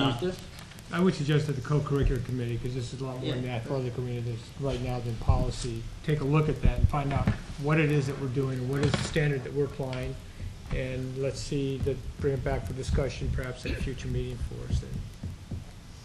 Okay, because at least then we'll have the facts about what is the standard, because having dealt with a number of concussions of children playing football, it's a difficult thing, and it's a little bit of an inexact science, exactly what you're looking at.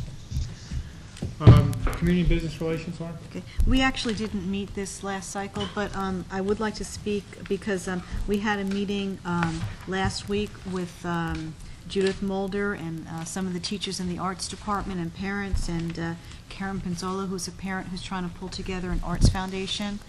And, you know, we talked about getting something going, and also Judith Mulder said that it's important that we publicize the events, and we're talking about breaking down the jobs and getting the word out so that, you know, we can pull something together, you know, for that. Yeah.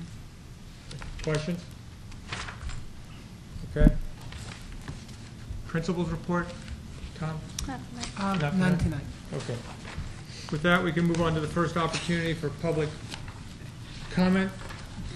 Successfully worn them down. The public has abandoned us, is gone. Well, actually, there's one. You're limited to 5 minutes to speak. There'll be a second chance for you to talk.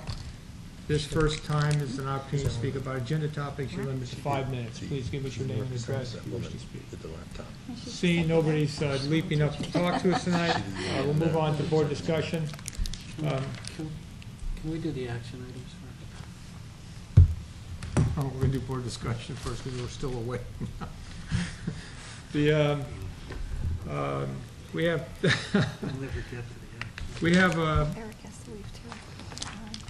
two items on the.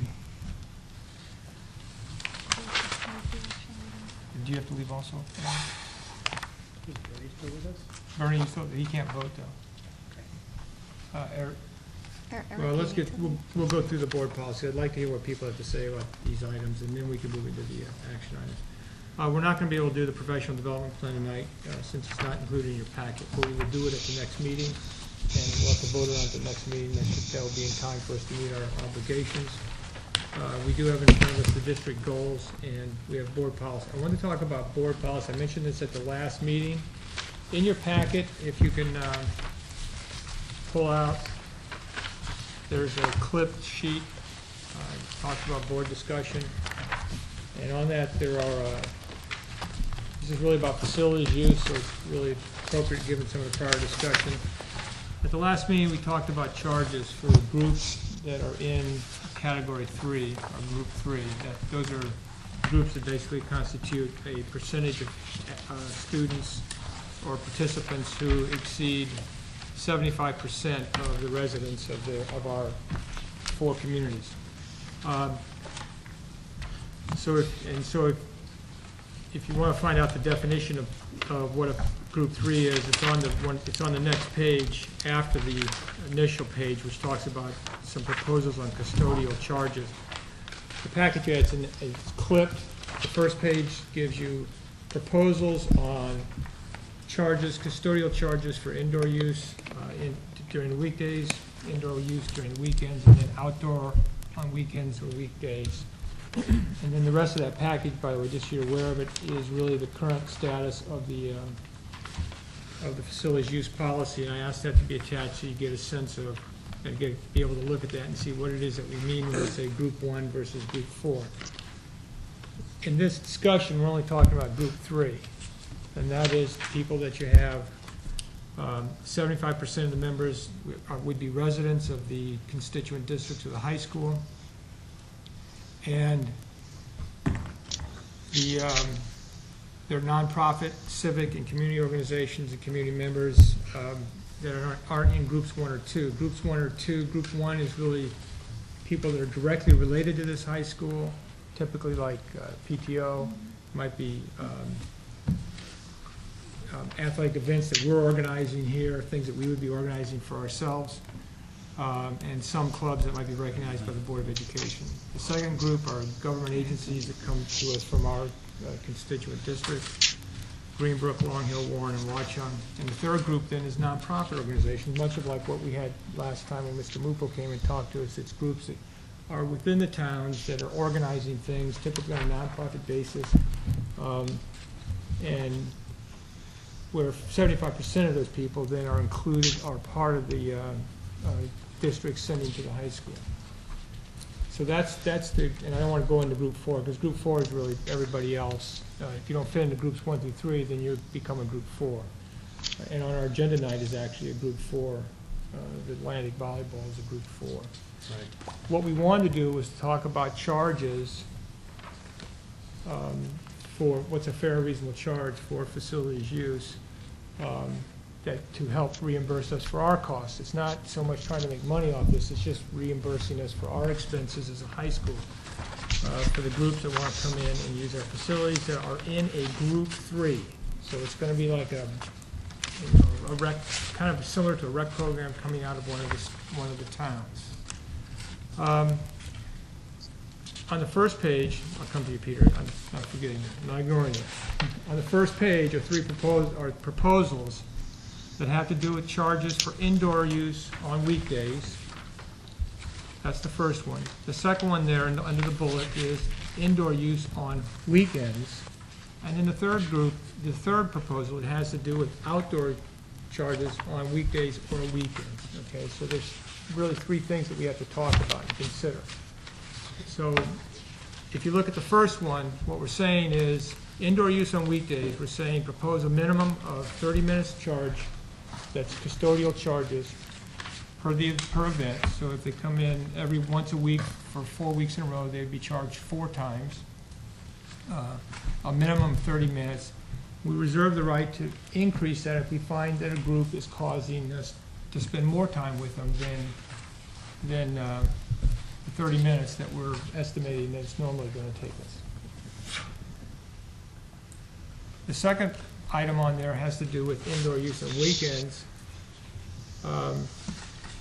And that is, many times there are many groups, maybe 2, 3, 4 groups that are using the facilities on a weekend. And we typically have 2 custodial people here during the weekends.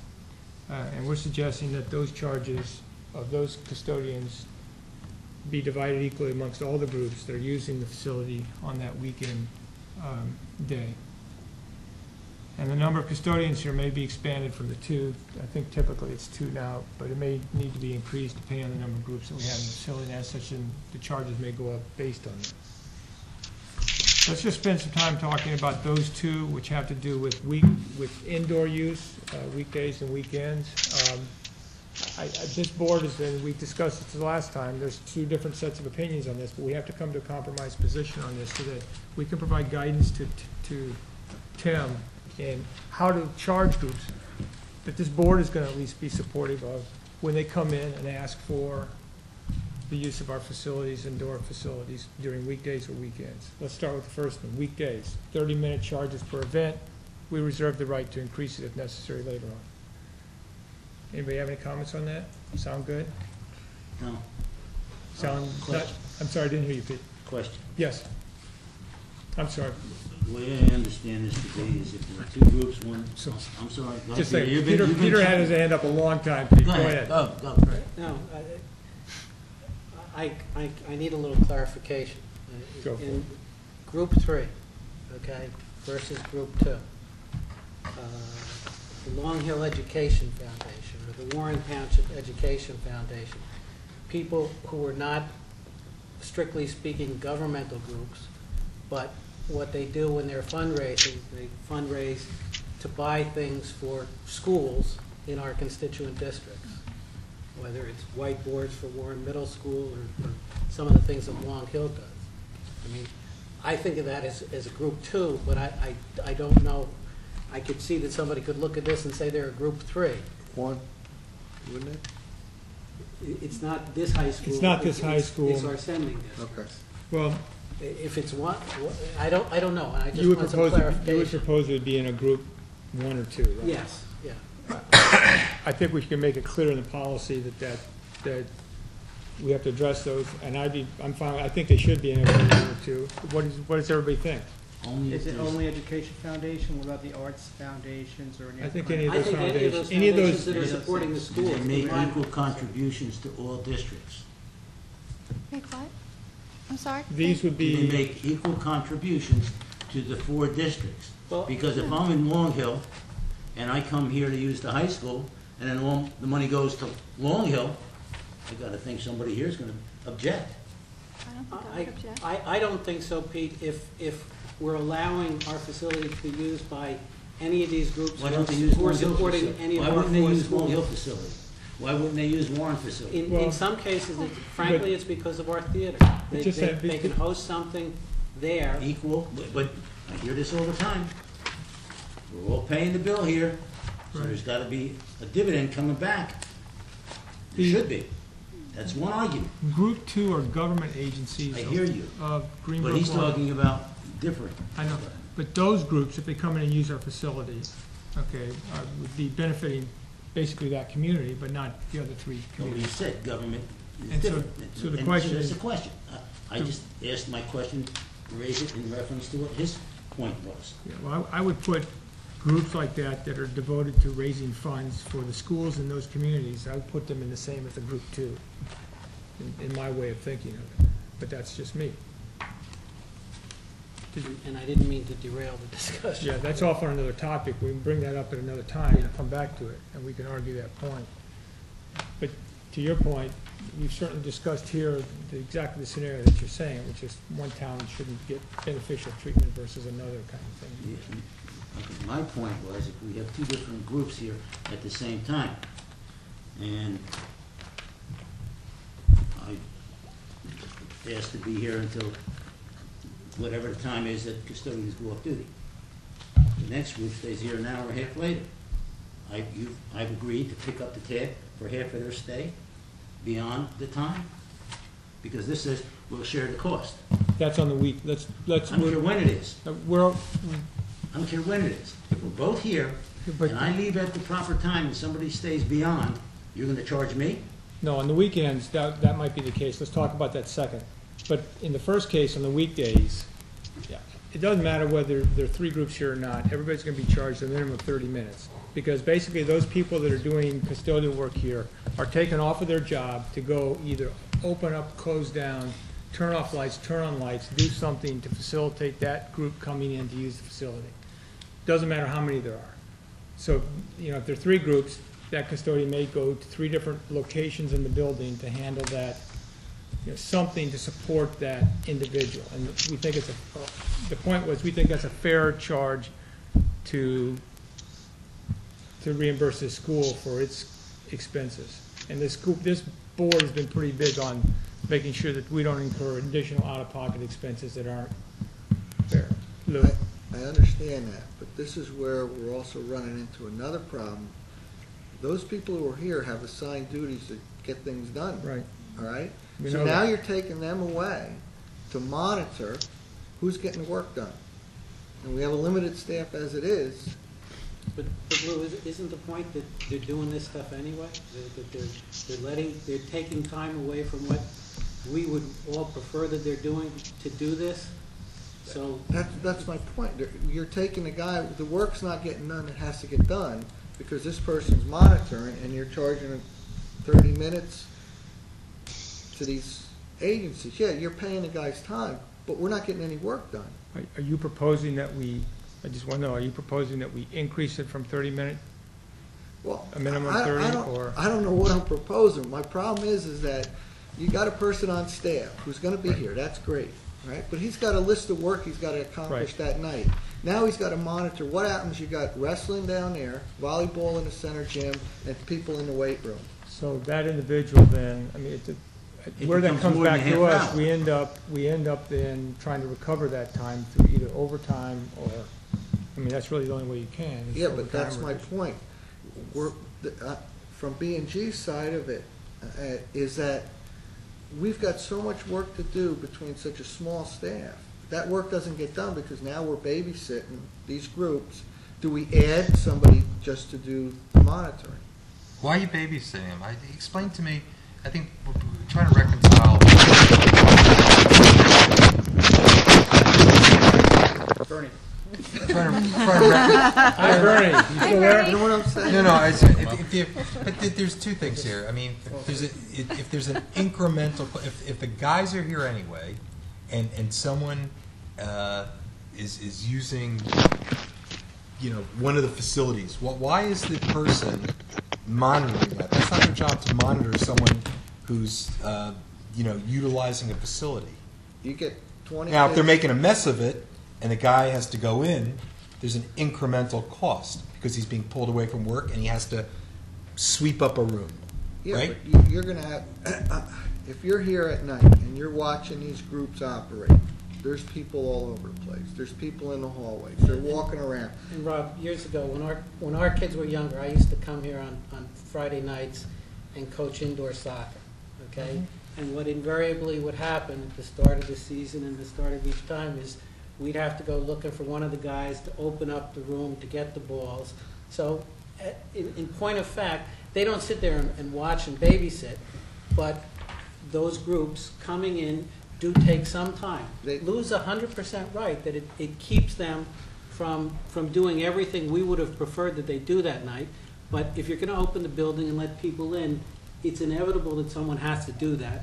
And in point of fact, Lou, what actually happens is Tim gets then more overtime requests. And then it's up to Tim to approve And that or was an disapprove issue, them. that's been an ongoing issue lately, is overtime. And So trying, can I just bring this back to, the 30 minutes charge per event was intended to reimburse this school for those incremental costs. Are you suggesting that 30 minutes is too low and it should be more than that? Do you think it should, or is that an acceptable number to you? Because there are going to be people that will argue the other side of this, which is we shouldn't charge them anything. So I just want to try to get to what's going to be an acceptable level for this group here to say to Tim, this is what we want these guys to be charged. Tim, can you tell us what a 30-minute charge approximately is? $30.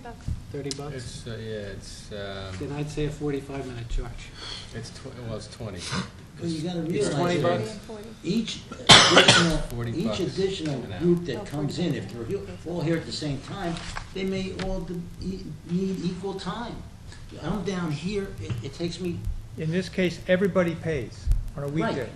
Right, but summers, I thought we're We're only talking doing about. I'm only doing the first one. On a weekday, everybody pays. If you come in and you use the facility, everybody pays. And let me just bring up one other point. So that's it. I,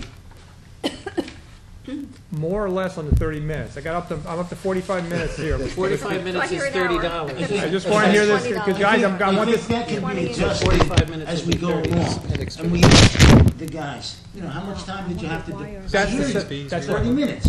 I don't know. But if it needs to be increased, they'll tell us I had to put more time in. No, I think And we can this adjust the time. covers That's the these second three bullet point there. things. So It's it'd be exactly that point, which $200? says that if we find out that Stadium they're rental. They're all we're going beyond the 30 minutes Well, with a $200 specific group, gets you we're going to come back to them and say they need to That pay whole this bit? and pay more. I think that's it. I hear you. I'm still thinking about that. But I also want to raise the issue that somewhere along the line, if you apply for use of this building, and then it was discussed somewheres, that if I don't use it, I don't get charged. Is that a benefit? I think Oh, yeah. that's the policy we've been following. Okay. No, but that's what the groups have. Okay, have but here's said. my point with this. Here's my point with this. Not that people are intentionally trying to be manipulate things, but I come in, I want every night. Yeah, you I want block every it night. out, But I only want to be charged if I come in. Guess what? Somebody else comes in and says, I'd like to use the facility. Well, it's already been used. Now, what happens is, can we make a deal? And it happens. Been there, done it, seen it. We start We don't making disagree. deals. We're not We make the disagreeing. deals. You're out in the cold. That's right. No, it's true. Yeah. Therefore, We're if aware of you that. apply, you pay. Because it has happened, and it is happening. We become the brokers. Okay, that's a good point, and that should be written in the policy. Done there, seen it, been involved. That should be included in the policy. We're aware of that happening as well. But in that can be addressed and doesn't affect what we're going to charge people. But it is something that says that if somebody reserves a facility, we expect them to show up, and if they don't show up, they still pay for the use of the custodians, because we probably have them on staff anyway. And plus, it avoids the people coming in and booking something and then not using the facility. And to your point, somebody else taking And if advantage. somebody comes in and says, I made a deal with so-and-so, not because they're not coming in, can I come in? No. Well, you can work that into the policy. Yeah, You we'll know, put That's that in what the we're doing. policy. We're discussing Right, policy. but I mean, you can, I don't know if there's a line addressing that particular issue. You know, I don't that- think there is that- right now, but we're going to put it in. But there. but that should be there, you know, We'll put that in you know, no outside, no subleasing that we're talking about. Subletting.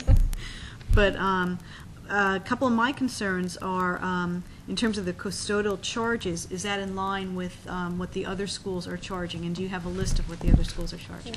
It's all over the place. No, I mean, I'm talking about, Warren, Watchung, Long Hill, not, across the state or across the board or anything. Yeah, I mean, we had actually the issue of how to charge, when to charge was the one that I'm referring to as all over the board with that one, because some of them do charge, some of them charge like we're trying to do, but piece by piece.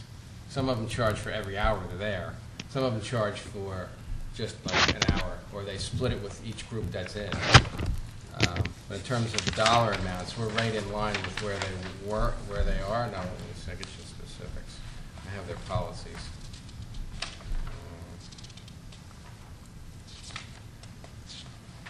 Long Hill.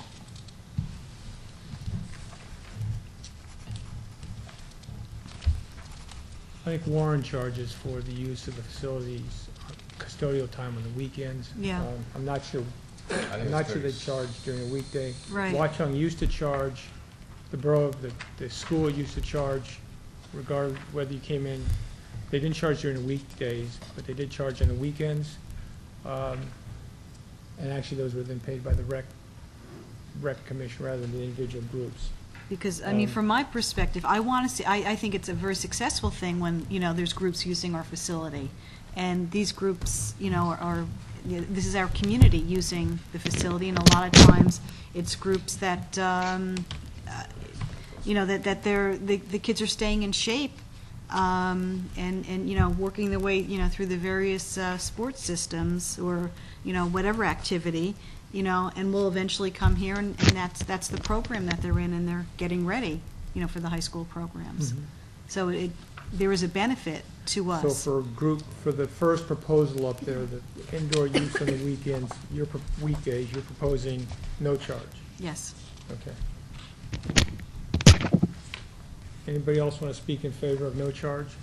Well, there's two components to charge. There's the janitorial charge and the facility renting. If as this is written now, if the Watchung Hills, whatever, the wrestling kids, like the wrestling guy was here last week. Right. So if they want to use the gymnasium for wrestling, they're going to pay. Well, I mean, according to this, they pay. 30. Well, they pay that plus $200, right? No, they don't charge you $200. Where's the $200? For the gymnasium fee. Rental fees, nonprofit. Oh, but that's group 3. They fall into the group 3. Well, that's a question I have. That concerns me also. Pardon? Why would the Watchung Hills, which represents, I assume, like the soccer, the 3 or 4 towns here, right? The Pee Wee wrestling, whatever you call it. Okay, so they want to rent 10 Saturdays. They want to rent from 9 in the morning to noon. According to this, okay, they're going to pay $200 for 3 hours. Can I just? Well, I'm just reading. Is that correct? But I want to bring you back to this specific discussion, because we're actually not talking about any charges for rental or anything like that. We're talking about one charge. Is this Appendix C? Yeah, but we're not talking about that right now. You're not talking about Appendix C? No, I'm not talking about the details of the policy. I gave that to you so you would see then what the various groups were defined, okay? The only thing we're trying to focus in right now is what are the custodial charges that we want to charge, not rental fees for the facility. Schedule C says schedule of charges for personnel. I understand what Schedule C says. Okay, so is that what you're talking about? We're not talking about that now. Go to the first page, Ron. First page, that's all we're talking about, custodial fees to charge group 3 type groups. That's all we're talking about. Okay, so my take on We're not talking about rental fees. Okay, so my take on issues of personnel charges, okay, those custodians. I think, I sort of fall where Laura is. If there's a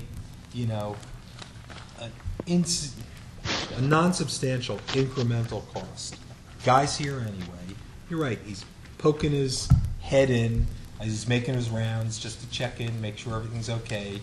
Okay, he's going about his business, and there's no question if he's here for an hour, maybe 5 or 10 minutes of that hour, he's distracted because he's checking around. To me, I don't think there should be charged. Now, if he was, for some reason, by virtue of what they're doing, whatever group, let's say the nonprofit group in the gymnasium, if he has to plant himself there for the hour, they're making a mess, I don't know, whatever it is, that threshold, that group should be paying for the guy's time because he is substantially diverted from his, it's not an incremental cost or an insignificant cost, but, he's being, substantially diverted from his, and it's a judgment call, from his normal routine. Okay. Pete? Tim, how often when we have outside groups in, on average, are we having to pay overtime for our custodial personnel? Is it half the time? Is it a quarter of the time? Is it all the time? We have a lot of people in the building all the time. They're here. But I mean, are we paying overtime for our custodians every night? Not every night, but I mean, you got to remember we have our own teams that come in here, and the guys have to work here. But yeah. I mean, they're here all the time. I will tell you that because of groups. I mean, I'm just trying to go to Rob's point because I'm not sure how you judge what's substantial in terms of, I'm more in favor of some sort of bright line that we can say so that Tim will have some guidance. This is either we don't charge at all, or this is the figure, and Dina can end up doing it automatically. She gets a thing, okay, 30 minutes, that's $20, boom. Or the board decides nothing. But I just, when we start What getting happens into right now substantials- if the Watchung wrestling kids, okay, they say we'd like to use the gym next Saturday. We don't have a policy, right? That's what we're discussing. We would like to use the gym for 3 hours. And if it's not being used by our wrestlers or basketball, whatever, do we say, okay, you can use it? What do we do right now? Well, right now I'm having them fill in the application, and We don't charge, right? Very minimal if I charge anything. I mean, I've had, the weekends I've been trying to charge all custodial fees wherever I can. I guess I'm trying to say is, how many of these outside groups where we have no policy, where we don't charge, are using the facilities? I'm sorry, I don't understand. Non-school groups, I'm not talking about the volleyball, the non-school based, community-based, non-school groups. How many group threes come in now and use Correct. the facility? Well, you have on weekdays. On weekdays. Well, you Or have Saturdays, the wrestling group that was here. They're coming here 3 or 4 nights a week. Okay, and we don't charge them anything, right? No, we're charging him $1,000. That's what he was discussing, I guess. That's I want for to the come food. on weekends as well. That's a separate proposal that he's put in. We have the soccer group that comes here. That's a large group. They use it on the weekends. They have tournaments. They have. I Is don't know indoor how many soccer? Specific weekend, but there's like no outdoor. Right now, it's That's an outdoor. I This is understand. cool It's for different. indoors. Let's just talk about Very indoor. different Well, scenario, in- outdoor alright. using a Yes. field. It's very different. I'm talking about indoor. Indoor during the summer, we have basketball camps that we run all summer long. That's also profit making, and you maybe have a deal with the And we do coach. charge them rent. I understand, so How about group three? Group three kinds of schools that use it indoor. I know basketball, there are various rec basketball programs that have Yeah, come up to wrestling high is the school over big the one. years and use the gym. Use the gyms, they've used the wood gym, they've used the rubber gyms Who else would be here? and the Usually- dungeon. Yeah, we And a then you lot have the more wrestling outside than programs. inside. Who else comes up and uses the facilities indoors on weekdays? And last year we had the volleyball club, but that's we're trying to. That's a group 4. Yeah, that's the group 4 we're doing the. You know, rental. Paul, I guess what I'm really trying to say So is, you have- is recouping, fees. Let's just keep it indoors right now, okay? That's a whole different, using an outdoor field is a whole different thing to me. We're only talking about That's indoors, what I'm saying. weekdays. So, no, I understand. So for community-based, okay, we all understand what community-based, Watchung Hills soccer, or the football, or whatever it is, okay? Community-based, not outside, like the volleyball, okay? I think we all, so with community-based, just philosophically, okay, where we don't have a direct expense attached to it, meaning we had to hire our janitor, or we had to hire someone to clean up after them, okay? Do we want to charge people a fee above and beyond a direct expense that we incur because of their presence on our school property? That to me is the first question you ask. That's what proposal 3 is about. That's what, the first proposal here is exactly that. Do we charge anything, and the proposal was 30 minutes for group threes that come in here and use our facilities on weekdays. That's what we're trying to get some from this group. No, Paul, some there was a kind of little bit more of a slicing of that, where the presence of that community-based group, okay, Watchung Hills can feel reasonably confident that it is out of pocket, okay? Not indirectly, okay, but a direct out-of-pocket expense. I went to the following. I'm the one who came up to 30 minutes because I said, what is it going to take minimally for somebody in the facility? I figured that the custodial staff is going to have to walk down at least once when the group is there, maybe twice, minimal. That is, certainly I think as a school board, we'd want them to at least check the space that they were using to make sure that it wasn't damaged or there wasn't junk left around, to make sure that it was prepared the next day for our students to come in. They may then, beyond that, have to open it and or close it. They may have to turn off lights, turn on lights, things like that. I figured 30 minutes was a pretty nominal amount that we could say to groups, you got to pay the 30 minutes, guys, because that's really our minimum out-of-pocket costs. I'm kind of like Peter on this. I don't want to have Tim start to spend a lot of time trying to figure out what that bright line is. Just give him a number. This is what it is. And Dana can administer it then.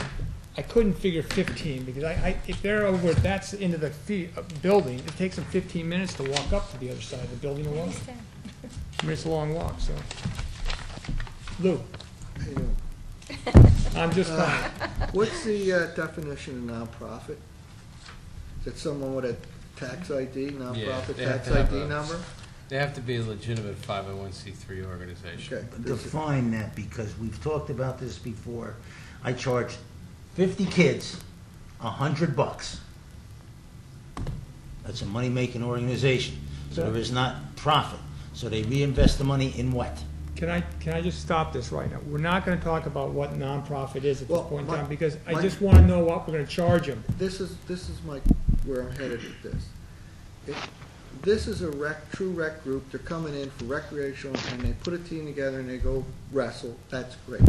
But if this guy is charging each family a dollar amount to be on that team, that's a travel team. Charge another $1, pay the $30 for the maintenance guy, and it's the end of the story. That's my problem.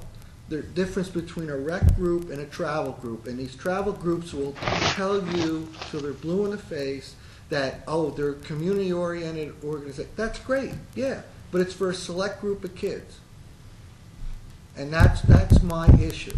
If they're not charging these kids, and it's fine, let them use it. But if they're charging these families to be part of a group that's going to travel around, just like the soccer and baseball, all the groups do it, then the 30-minute fee is nothing to pay. Lou, I understand your point, but again, we get to administering this, and Watchung Hill Soccer, which has the rec program and has the travel program. And it's the same organization, and some of the kids are in rec and some of the kids are in travel. And even if you're just in rec, you pay a fee each. Let it go through recreation and come through the township and municipal government so that all monies go through their account and end up paying us. Because when there's an independent group, money is being played with. Wait, End of story. You think that we as a district are going to be able to get rec in Warren and Long Hill to pay us money for our custodials? No. Well, Let them come through recreation so that if they collect money, these independent groups collect money, they have to be accountable to the municipal government. Yeah, but in the Long Hill groups, I think, go through Long Hill Rec. A lot of the Warren That's groups what I'm do saying. not. But, Go but through the recreation. it's a separate If it's system. recreation- It's a separate system. If it's there recreation, are no we don't teams. charge them. If it's recreation, we don't charge them, and it goes. Yeah, but to my knowledge, there are no teams that are currently going through the Warren Rec program. Why not? That's not how it's structured anymore. They're structured differently. I understand. But they're I still, understand all of that. considered rec programs. So and is Long Hill. They do all the same things. What I'm saying is, if this is a true travel organization, they're collecting money. 30 minutes time is not going to hurt them. Wait, just so you understand. Watching Hill Soccer Association happens to be Warren, Watchung, Greenbrook, and Long Hill. Right, Okay? I understand. There's a rec, kids pay, they pay. Because you still... Where's the money go? Well, they pay for referees, they Where pay does it for go? uniforms. No, where does the money, who's the check written to? Watchung Hill Soccer Association. And it's sponsored by Recreation? Well, I mean, If it's sponsored by Recreation, if it's sponsored by Recreation, it would be... There's nothing to do with the Warren Township Recreation. I mean, That's the difference, you know. Hey, guys, It's guys, we've subdivided Group 3 now into 2 different groups. That's what we're trying to do here. And I really don't want to get into that discussion today, although it's warranted, and I can understand why we might have to get there, but can we just simplify this to one real simple thing? We got a Group 3 that came in here, and they want to use our facilities. And Tim, for 2 years now, we as a board have not provided him with guidance and direction as to what we want him to charge. And I'm saying, let's give him some guidance. At least we'll put a stake in the ground and say, for now, Group 3s, and I'm not going to separate between rec or non-rec, you're going to pay $30 for 30 minutes of somebody's time, period. Can we just come to agreement on I have a an number idea there? about this, okay, Paul? Instead of couching it in terms of janitors, okay? 30 minutes time. It's sort of the same result. You say, listen, you're a nonprofit, community-based group, okay? We can haggle about what that means. Right now, okay? You want to play, inside. The school's in session anyway. We are charging you for every session you charge. Everyone pays $30 administrative fee, okay? What? It's $20 for 30 minutes. Well, whatever you think. $20. We got secretaries. We got time spent. With processing this claim. It's a whatever the heck it is. I don't know. Whether if you want 2 different fees or one, you blend it together. I don't care. But you say you blend it together. So it's $30 every time you want to come. There's a $30 administrative fee associated with your reserving time. It covers our janitor walking around. It covers our business administrator, his secretaries. Period. It covers our time to permit you to play inside. Period. Okay. We set it at the equivalent of that, which is, I think, $20, which is what 30 minutes is. So we've said $20 is a flat fee for everybody who wants to come and use the facility on weekdays. Just call it administrative fee. Rob, you'll actually get more fights from some of these groups calling it administrative fee. They're Let's gonna not say- worry about the naming of it, please. But Can we agree that $20 we're talking about, and I do have to say, I think there is a direct cost. I don't think it's an indirect cost. We do take our custodians away from doing other things they'd be doing. If they weren't doing that, they'd be getting their pay for doing things that we need done here at the school. I think it's a minimal charge, and I just think we spent enough time on this, let's say $20 and let's go. What, Agree with $20? $20. This is $20 weekdays? For weekdays. That's all. This is Appendix C looking at, You gotta go to the first No, that's page. your- I separated it because we first can't bullet, get right? down. Rob, you'll understand why, because of this lengthy discussion, you will now appreciate why I separated it out and tried to focus this just on the custodial fees that we're gonna charge Group 3s. Because we will spend another lifetime negotiating and debating all these rest of what's in Appendix C, but we're not ready to talk about that yet. But we can talk about just custodial fees, so we can give Tim the guidance that he needs. No. Today, Frankly, I'm not even sure, what is a Group 2? Why We're not I would talking almost about combine a what's a Group Group 2 and a Group 3. we're not talking about Group 2, we're talking about Group 3. This is another- Group 2s tend to be like local government organizations or school boards. Do we have a list of like do's and don'ts that are handed to them and they Yes. sign off on it? Yes. Okay. Can we agree that $20 is the going rate for the minimum charge to a group that comes in and uses our facilities on weekdays? So you're saying every time they would come in, It's they're $20. They bring a $20 bill and they give it. And then there's a rental fee on top of that. We don't No. know that yet. We're We're not not there. talking about We're not rental talking time about there that. yet. Okay, but it's, you have. Is this per hour or one time? No, it's one time. $20. $20, weekday, Each time they use it. weekday. If they come Whether Monday, they use it it's for 1 hour, 2 $20. hours, They come 3 hours, Wednesday, it's $20. $20. They use a part of our school, indoor facility. And you're gonna still keep the second bullet there. Second bullet's left in there. But which is that it's we may relevant find- because if you're going to charge $20 and then another fee on top of it, We don't know that yet. but We're not there yet. We're not doing that. Might Well, not. it's related. Might not. Eliminating this Don't fee. anticipate Laura, that. those charged, they're not being charged a rental fee, period. They're not, nobody's being charged a rental fee right now in Group 3.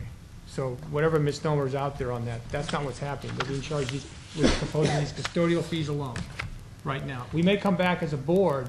This board, by the way, does need to make a decision on what do we want to do with regard to rental fees, but that, again, you'll understand why I separate these things out. We need to parse this thing out so we can come to some kind of resolution on this and give Tim some guidance. Can we agree that $20 is the going rate? Is this weekdays prior to 11, or just, is there any difference? Tim, what does Warren charge for that comparable time? What Warren does is they, weekdays up to 10:30, they do not charge a fee up till 10:30. If they see it go beyond 10:30, in either cleanup, any time of custodial charge, they charge an hourly fee, and it's based on labor of the people who are working it. So Long Hill they charge the labor of the individuals who are using it as well. So, for example, in Warren, at 10:30, how much would a custodial fee be? You mean if it's before 10:30? No, there's no fee before 10:30. There's no fee. Well, So whatever their rates are, which is probably either similar to ours or right along. I mean, it all depends on what the individual is being paid. But a custodial fee after Which is what ours are based on. Our fees that we have in here are based on what individuals are being paid in a district. Okay, weekday fee, one time per use, $20. Is that it? Yes. Okay, what about weekends? No, we're not going there yet. Okay, so that's it? We're not there yet. Just want to make sure everybody's. Well, Laura's my got- concern, I don't want to kill these recreational programs. I don't think $20 is going to kill these Hey, recreational programs. they go to soccer center. My kids play soccer. They charge them like $200 an hour there. I mean, we can have a resolution on this if you want, or we can just have an understanding that the $20 fee is what we want, the guidance that we want to provide Tim. I mean, the resolution is what we're doing is building a policy piecemeal as we go through it. I would assume we just roll those things all together in a policy. Into a policy, that would Later be on, but I want to make sure this very board, helpful if we had that. when they see $20 in there, nobody's going to say, we never talked about that. Okay, so if it's a $20 fee, for, let's say it's a team of 20 kids, and they're meeting 10 times, so then that's, if you're passing along that cost, so that's, what would that be if you break it down that way? $20 per kid for 20 times. That's cheap. Not $20 per kid. No, for 20 times it is. You're right. You're right. So dollar each. Hey, Paul, this is Bernie speaking. I think the amount is so small that you need to put a very small stake in the ground and just move on.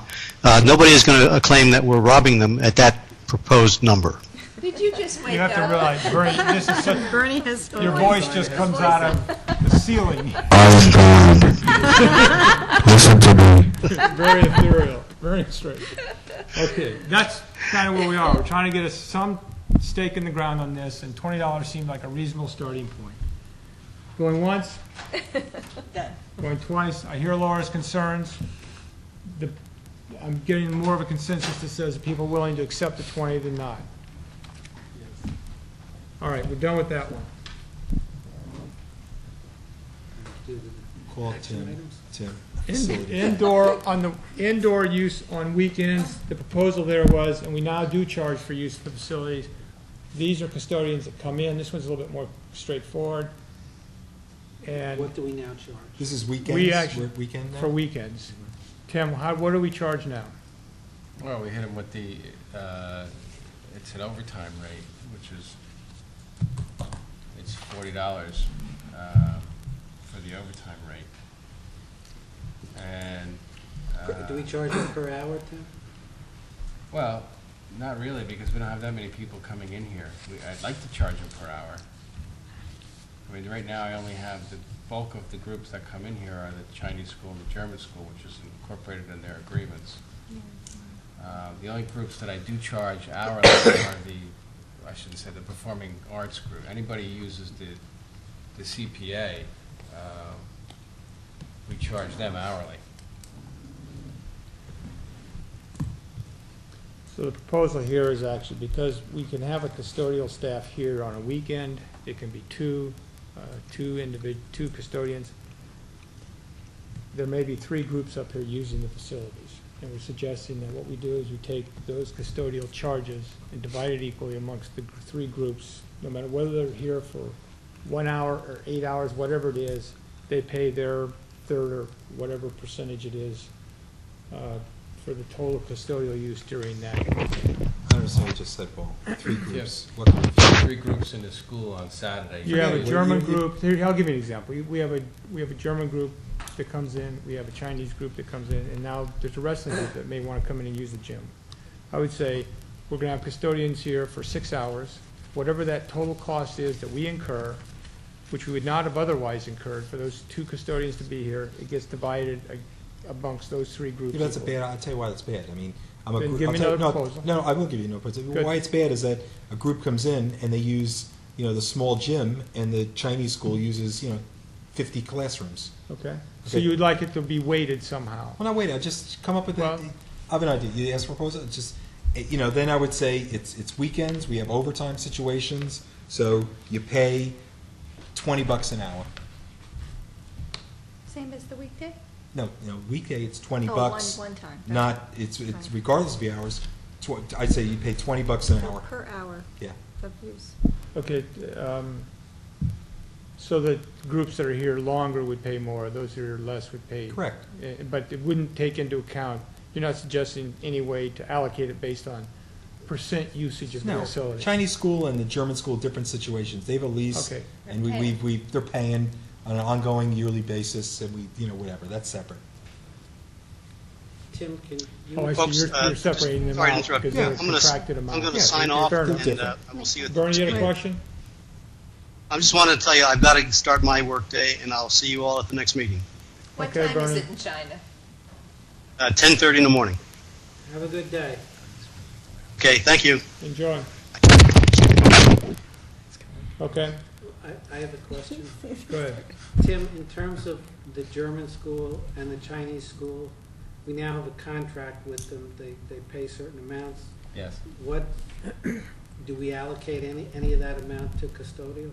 Or Not really. They have one blanket rental. So, But it is covering custodial. so my question is, if we adopt this proposal or Rob's proposal, what impact would that have on the Chinese school or the German school? Well, none. I wouldn't charge them anything Right. extra of what we're charging Okay, them. so then, Paul, what we're talking about, and every Saturday we've got somebody here for the inside at least, Yes. and do we have 2 people? We stagger them to cover 10 Yeah, we hours stagger. roughly? Yeah, we So stagger. Two So and we're two. talking 16 hours of overtime, No, we have 4 No, but- people. 4 people. Yeah, I have 2 in the morning, 2 and two have to come in from like Regardless, 6 to Okay, 2. whether it's 16 or 32 hours of overtime, under this proposal, Paul, as you've written it, would we say we'll collect 1/3 of that from wrestling, and that's what you're proposing going forward? And the other 2/3 goes where?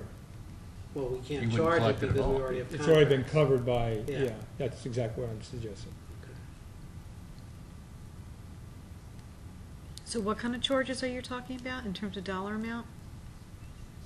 Well, it's weighted at this point, you're saying. But if there's no people there's use no it for 3 proportionality hours- to Paul's suggestion. That's the whole point.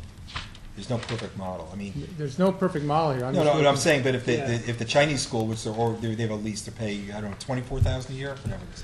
German school, 12,000 a year, whatever. Each has a bunch of classes. All I'm saying is, we can't allocate this precisely. So I'm just saying, for weekends, $20 for the other guys, not the Chinese school, the German school. But everybody else Anyone comes else, in- it's $20 an hour. I like it because it's a very Yeah, simple, I I- think probably I like it manageable too, Rob. kind of approach. I like that because your janitorial staff that day should be made up in your contracts with whoever's here that day. So those costs should already be incurred, and then go with the $20 an hour for anybody who wanted to use the facility after. $20 is not a not even an hourly rate of pay. That's right. Right. Let Say alone half. overtime. Right. Plus the fact you're telling me if I come in for 1 hour, somebody else is here for 4, you're gonna charge me this, 3/4 of their You're going to time? get, no, if you come in for 4 hours, I come in for 1. you'd be you come in charged for 4. $20. If you came in for 4 hours, you'd be charged $80. This is what Rob is We're not talking about. blending that cost. No, we're talking But it's about, gotta be at least the cost of the custodian who's here on duty. we're Well, assuming, the question is, if we had no, other than the Chinese school and the German school, right? How many custodians do you have? Is one Saturday and one Sunday? No, they're both Saturday. They're both Saturday? And I have Okay. 4 Sunday's a people. different situation. Okay, so the Chinese school, German school is Sundays. How many custodians do you have? I have 4 people. 4 people, two shifts, right? 2 shifts. two Okay. shifts. To me, the question is, you see. I mean, if you have, Tim has decided if we can get by with the 2. If you have to add people, because then you might have to do some recalculation. But they're here anyway. How much work are they doing? If there are 3 groups here for 3 hours, that's 9 hours times $20, $180. Okay, on top of the rentals we're getting from the German school and the Chinese school. And Can we agree on the, could we just, can we agree on $20 an hour? Yes, For each group to be charged yes. on an hourly basis? And that seems steep to me. That really does. That's nothing. Well, Let's go around the That is room. nothing. I want to get, Rob, you support it? Absolutely. Sandy? I do. Yes. At least to start. As a We're start? losing money, but it's a start. $20 an hour, More than Tim. we're getting. Can you live with that? Yep. Can we $20. administer that is really the question? Yeah, Yeah, $20. no, that's actually much easier for me to administer. I thought so. Yeah. Okay. Round numbers. Now, so it'll be $20 per hour on the weekdays, on the weekends. Don't charge them, sorry. You Don't mean the charge third proposal there? Yeah, it's too complicated. Yeah, Let's do the action items. No, we have a real issue to discuss. I refer to you, Dr. Seelig. I'm still in this. Oh, I'm sorry. I thought Peter said we're moving on. Excuse me. I was trying. Okay. Wait a second, did you use the word a real issue? Yeah. What were these, phony issues? Yeah. Okay. These are phony issues. Yeah. Well, if you want to, because it is 9:30, and we do have two more things that we're going to talk about here, I could probably defer the weekdays and weekend rates, and we can talk about those at the next meeting, okay, in the interest of trying to move on. So come fresh for the next meeting. So group 3, the second, Are the you third going thing? to implement this, or are you going to advertise this as a first reading? And I think we need, this was to get a sense of this board, we're going to implement it and put it in place now. Okay? We will discuss the outdoor facilities use later on. Now, and then the township usage issue, we'll also talk about at the next meeting. The, under board policies, there was a second item on there which had to do with equipment donations to communities. It came up as a result of a request that had come to you, I think you and Came to Bernie back in from- June or July or earlier.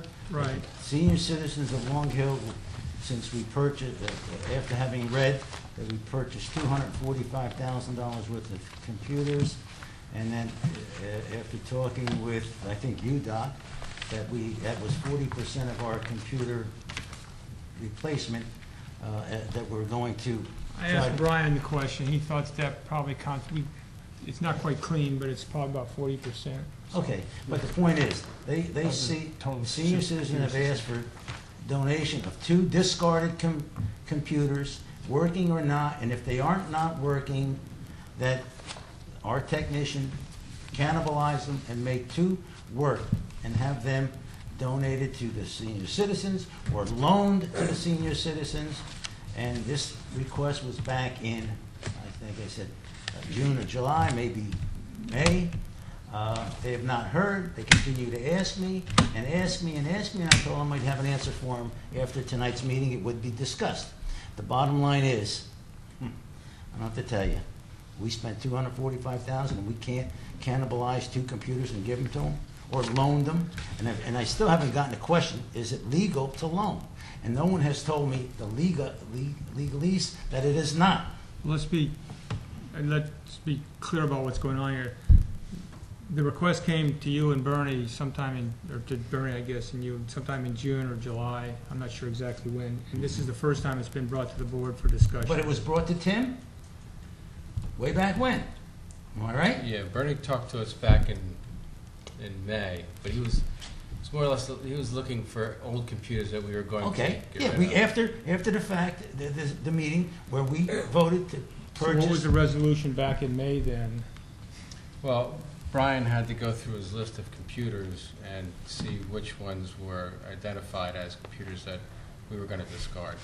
And were there any that were going to be discarded? He didn't have any. He wanted to keep all of the computers. Okay.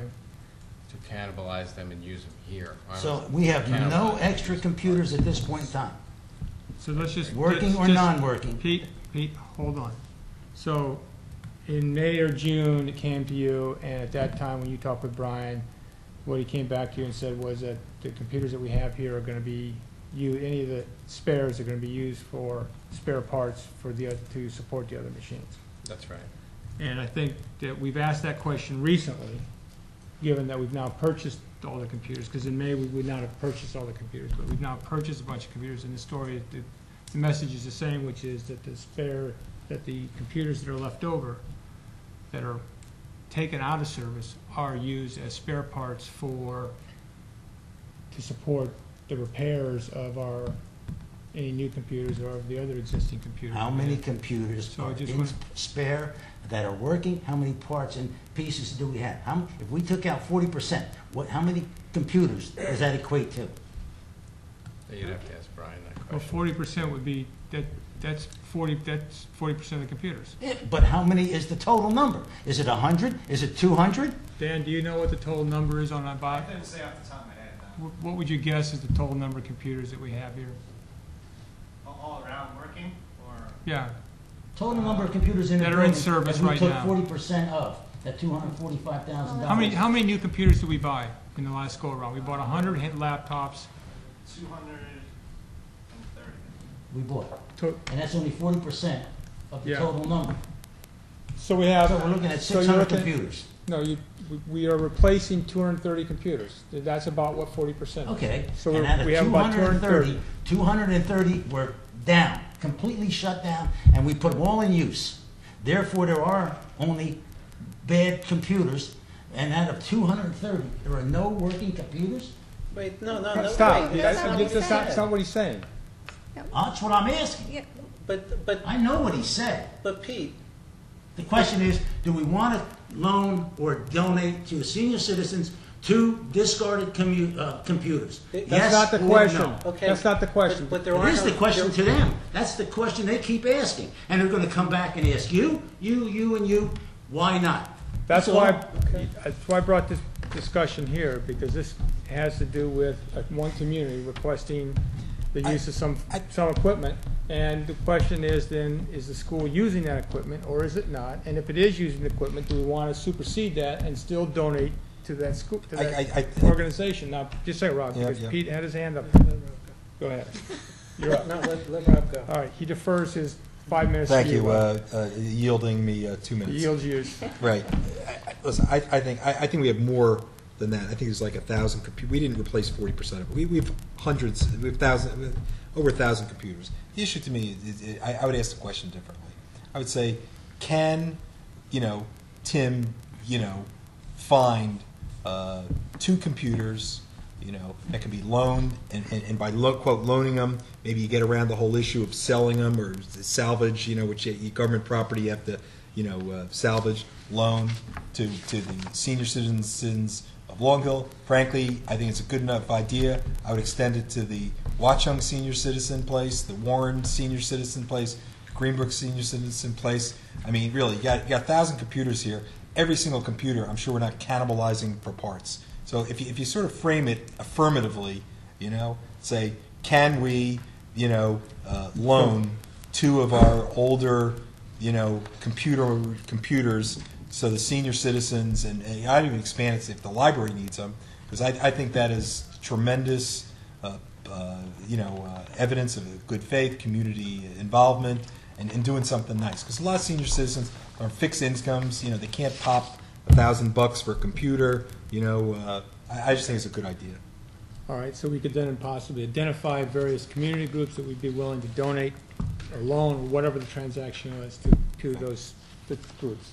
Set number of computers, and we could say, okay, we need to come up with like 8 computers or 16 Right. or something like that. Pete?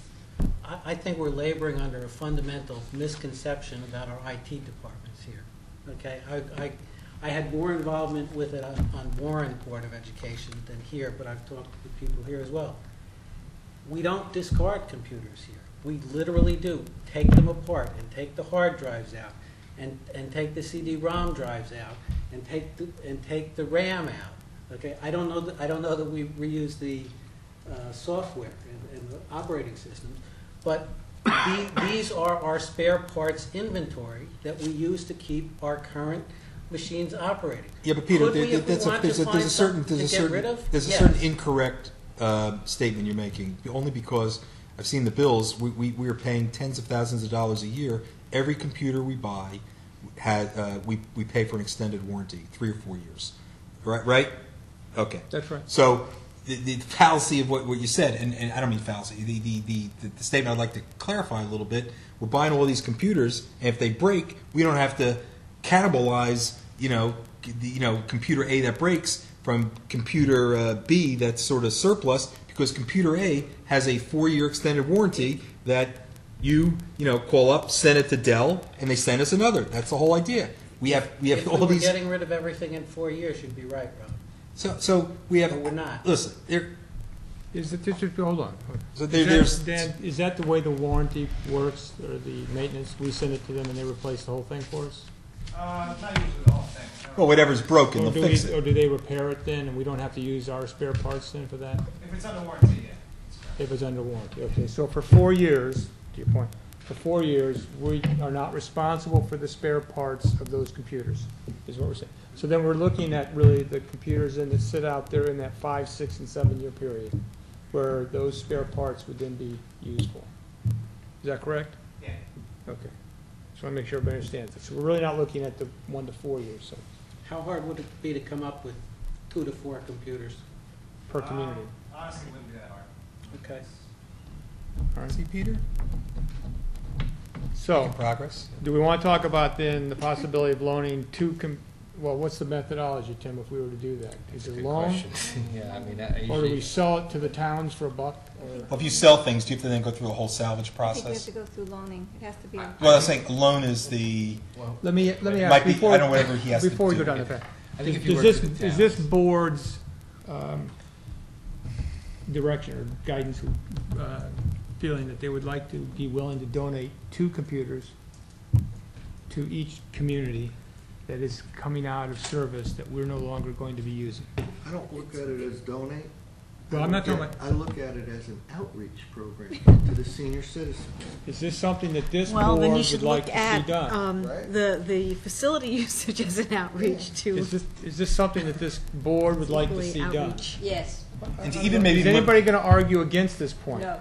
Paul, when you say the word, to give to the communities, I think we can even tailor it more narrowly.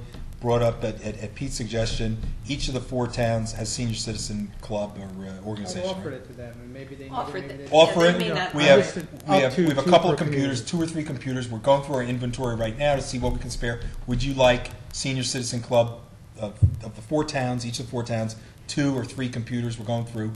We'll quote loan them for your indefinite use. Well, I What want about to a leave it to student Tim to to figure out train what the them? best That's method of really that good. transference, but is this board willing to say we're willing to see 2 of our old computers leave here Yes. per community and head out to those communities? Yes. Anybody argue against? Good, done. Do you need a resolution for that? Once you know When- what when we're it going to happens, do, I think. yes. When you get that resolution? yeah, I mean, I think what you. Could- When you figure out how to what do you're it- telling me Approve is. it at the 17th meeting? We don't, We can approve it at the 17th, but you can, if you can figure out what's the best way to execute that transfer to those If you communities. could work through And the then, by the towns, way, I what would be think that'd nice? easy. just If that's the way you want to do it, then Call work call through up them. call up the break any Echo laws. Sentinel and bring maybe representatives of each of the 3 or 4 groups here and present them with the computers, a nice picture. Here's what Watchung Hills Since is. Laura's public relations and all Okay, that, right. you can help.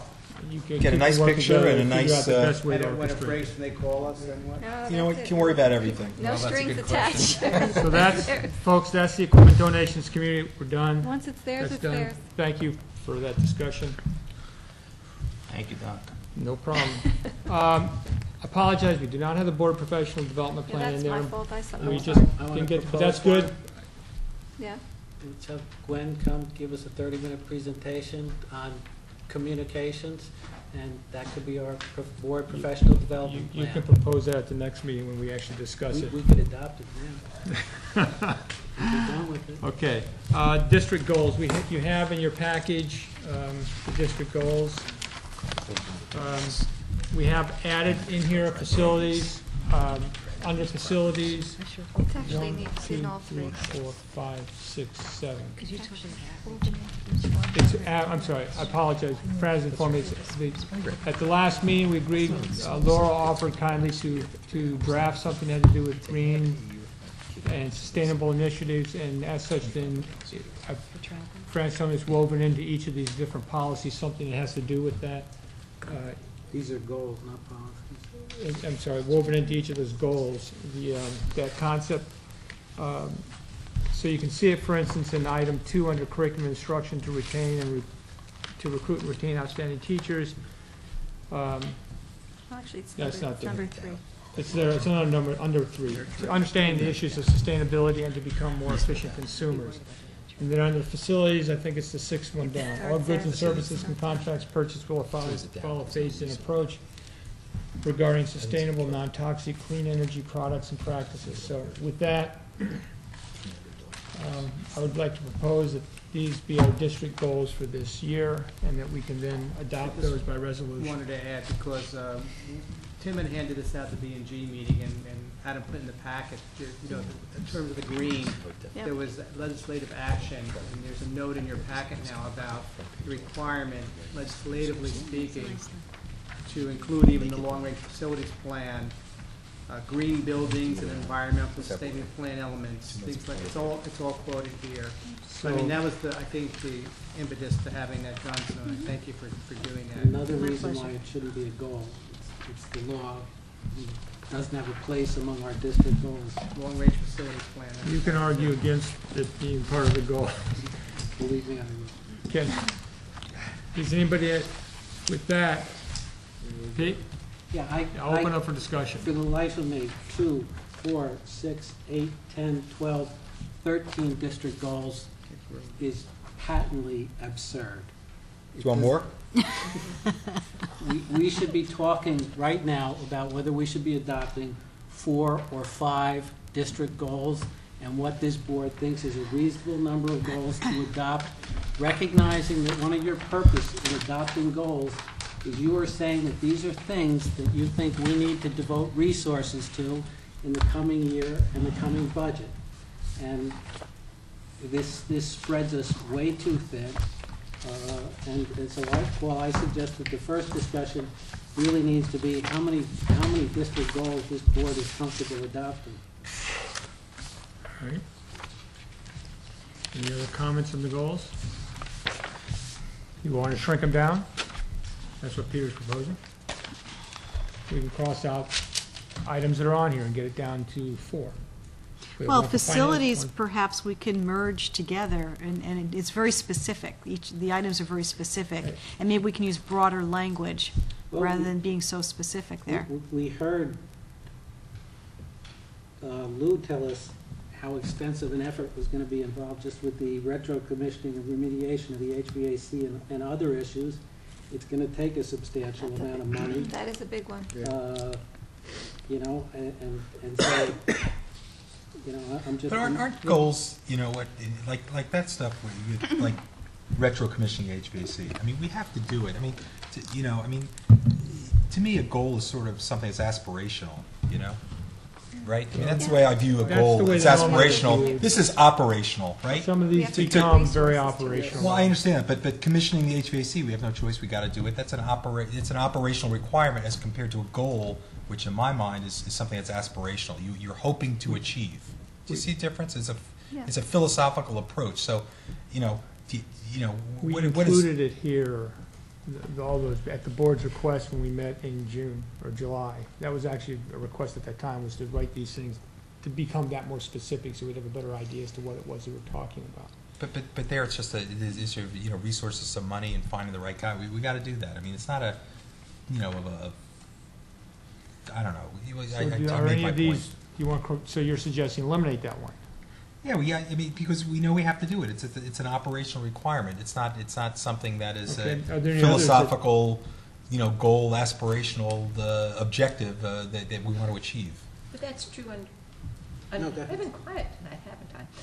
Under all the facilities, they are not aspirational. I can't get inspired under any of these facilities, and most of them won't really require board action. They're going to require board money, not board money, but budgetary money. Well, I mean, the one, for example, that you look at, what is it, 2, 4, 5, the sixth one, Sandra, all goods. That to me, non-toxic, will be retro, sustainable energy. I mean, that's sort of an aspirational, to me, type of goal. It's something you want to be green. It's something we're hoping to achieve. To me, well, that's the one that Laura helped contribute. Yeah, I mean, there's sort of a distinction there. That's right. That's good. We want to do something like that, as compared to we need to fix the boilers. But isn't that kind of policy and directive?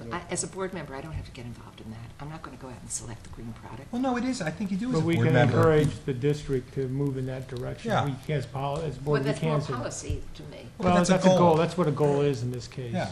It's not policy, because it's not intended to live forever. Okay. It's just a goal. It's a goal for this year. And actually, the one below it almost could be, the one below that, Paul, could almost be incorporated in that. Sustainable practices will be implemented. That almost could be combined with that one anyway, right? Actually, the three together, are they all sustainable? Well, yeah, the bottom one, how do you do that? Don't we bid that stuff? Yeah. So, yeah, that would be so what does it mean to adopt that as a goal? Nothing. Yeah. And that's probably done already anyway. Okay. Most of the time. We grew quite a bit from where we had it last time. And actually, Rob, I am going to disagree with you about the retro commissioning. I think setting a goal to complete all of it as opposed to the goal that we've had the last couple of years, which was to limp through the year and be able to get through the year. Which is really I almost meant it more in a. It's almost a directive. That's almost a board directive. You got to go get this stuff working as compared to a goal. It's not a goal is something you want to achieve. Here, it's like, I mean, just go do it. It also should speak to where you apply your resources, whether it's TIM or whether it's money or whatever it is. I mean, to achieve the goal, you need to commit something or do something or commit resources. And that's my point with it. I think some of these things in here are going to take major commitments, and I think it does go beyond just our saying, okay, let's do this. It's saying, okay, when it comes time to the budget, that has to be front and center in front of all these other. Peter, that's almost like saying you got to pay your electric bill. I mean, you got to buy school supplies. I mean, that's so inherent in the nature of running the school. But there's a lot of things here that it's not even a goal. It's not an optional. It's a mandated requirement. But it was put in there for a reason, which was that the retro commissioning was going to be an expense that we knew we were going to have to at least the B&G group felt was needed to undertake, and we wanted to make sure that it achieved a priority such that it was actually going to happen. It's very important. It didn't get put off when it gets to budget time. Unfortunately, that's what's been happening with it. We've had so many things to So it got moved to the goal level. This has been put off to the point where now we can't put it off anymore. Yeah, but you said the reason we haven't done it is you haven't found the right guy to do it. Yeah, but at the right also, pricing. It hasn't been on the forefront because we've been dealing with so many other issues. And now this is the one that is now on the forefront to get pushed through next. This is the probably the most high priority. If you said in facilities, we want to upgrade our athletic facilities, okay? I mean, just like, to me that's a goal. It's aspirational. You want to do it. I'm just saying the point here, it doesn't even rise to that level. It's such a fundamentally important operational aspect that needs to be closed out. I mean, it's like, if you didn't have a roof on, would you say that's, a goal?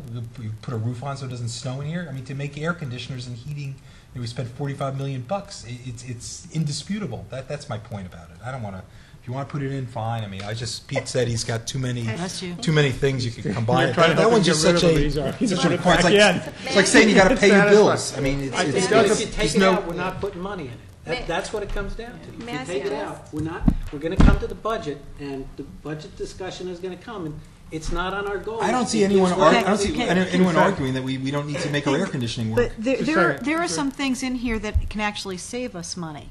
You know, like for example, there's the sustainable practices will be implemented. There are things that we can do. For example, like if we have kids loading on buses in temperate weather, the buses are sitting there idling. Not anymore. Okay, all Not right, anymore. that's done already. That's done. Okay, I'm sure there's other, you know, items like that you know, that we can save money on you know, the practices, standard practices that in the past no one gave a second thought about, and now it makes no sense to be doing those things. Recycling, that's a big initiative that's been going on this year. May I just make a Go ahead. suggestion for maybe to reduce, I'm thinking 6.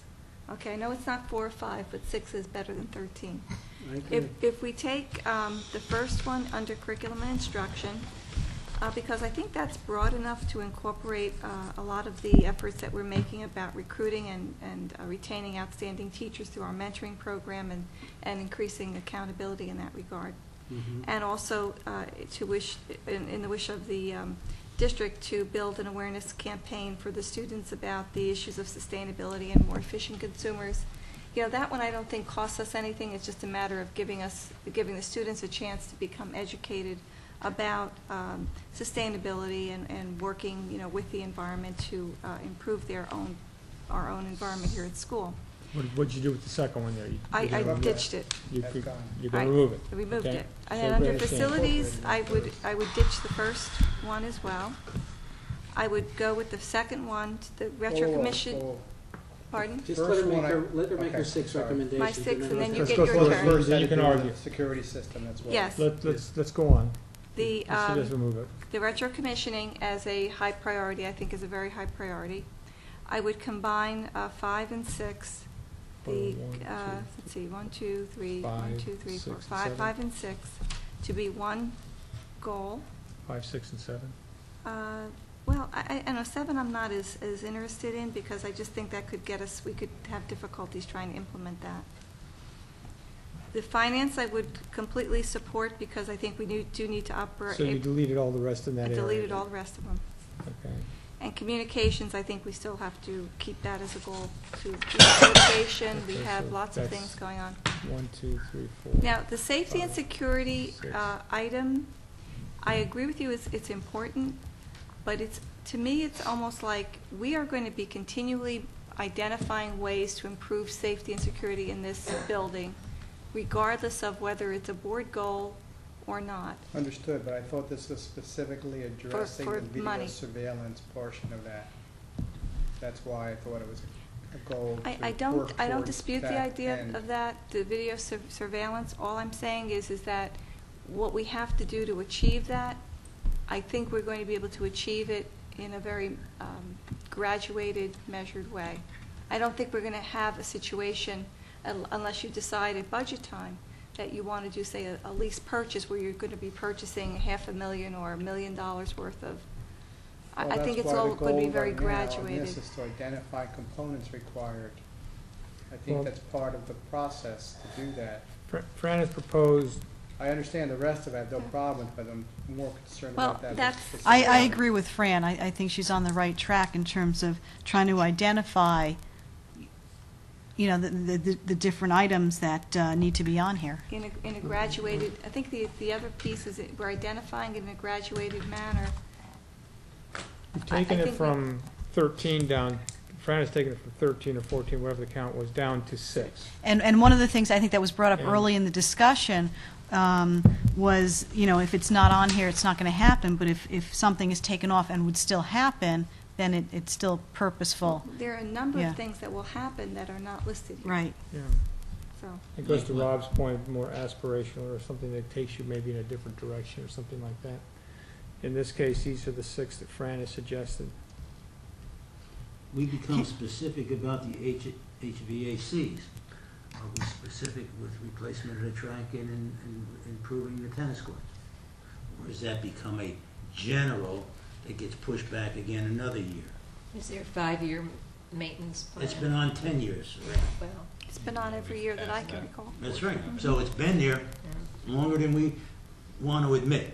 But I think too that, I agree with you, it's been on there longer than we can admit. But the idea that, just like anything, if I identified an area of the building that was becoming unsafe, it would create either an emergency situation that we would have to deal with it immediately, or we would say, in this budget cycle, we must address that. Now, is that necessarily a goal? Oh, is it? No, I'm saying I don't see it that way. Do not want that to be, again, pushed away without it being specifically discussed and voted up or down. No, I agree with you, Pete. I think when it comes budget time, we've got to have a specific discussion about it and vote it up or down. Yeah, so I think that's the way to go with that. Unless it becomes some sort of an emergency Right, situation. right, if we have to do it before then, sure. Right. I think the tennis courts are getting to that point. Very possible. A lot of things are coming to that point, folks, I hate to tell you. Yeah, and it may be a hard nut to crack with budget this year in terms of... Let me just say, Fran, I appreciate the effort, and though while I might have quibbled with the last two on curriculum and instruction and gone the other way, I think in view of the effort you made, I can certainly live with what you suggested and would not argue the other way. Anybody going to argue Well, with the 6 that Fran has come forward with we should change? The two words I don't want to see taken out are nurturing environment, because I think if we can put that somewheres. And where are those words, Laura? That was in under curriculum and instruction, number 2. Isn't that in our mission statement, Laura? I'm not aware that it is. Fran, do you remember our mission statement well enough? Anybody have a calendar handy? I don't know if we specifically... Yeah, I don't think that it is. And it did come up. The word nurturing, Laura, we could certainly work into that first statement somewhere. Okay, can we stick those 2 words up there and get those 2 words up there? Right. Can we then, with the inclusion of nurturing in the first one, maybe ensure each child a nurturing environment reaches his or her potential. Which enables the child to reach his or her potential strength, something like that. To ensure each child reaches his or her potential in a nurturing environment through inter-district collaboration and articulation, professional development, mentoring. Well, actually, that doesn't make sense. No, each child. How about to continue to implement curriculum? Each child is provided in a nurturing environment. No, is provided a nurturing environment which will enable. We don't have to do it now. Can I just him or her to reach his potential. We're going to work the words nurturing into the first one. Somehow. And with that, then... Can I ask a question? What exactly hardscapes and softscapes, though? Oh, I have a comment on that. The lawn. The softscape is a lawn? Is that what? As a board goal, it's gone. Oh, it's gone? Yeah. Oh, okay. Well, I do have a comment on that. Tying into sustainable practices.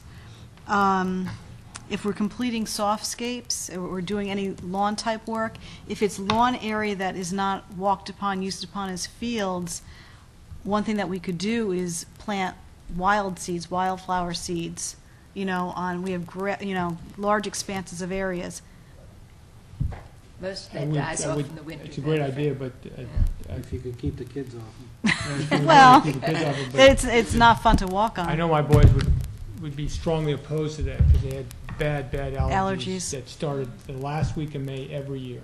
It was like clockwork. And the trouble. Well, it was definitely not nurturing because that was the time for standardized testing every year, and every year they couldn't read the test practically because they were suffering so badly. So. Forget the wildflowers. I'm going to go out and but there are grasses. There are grasses that don't need to be cut. Let's go on. But there are grasses that don't need to be cut.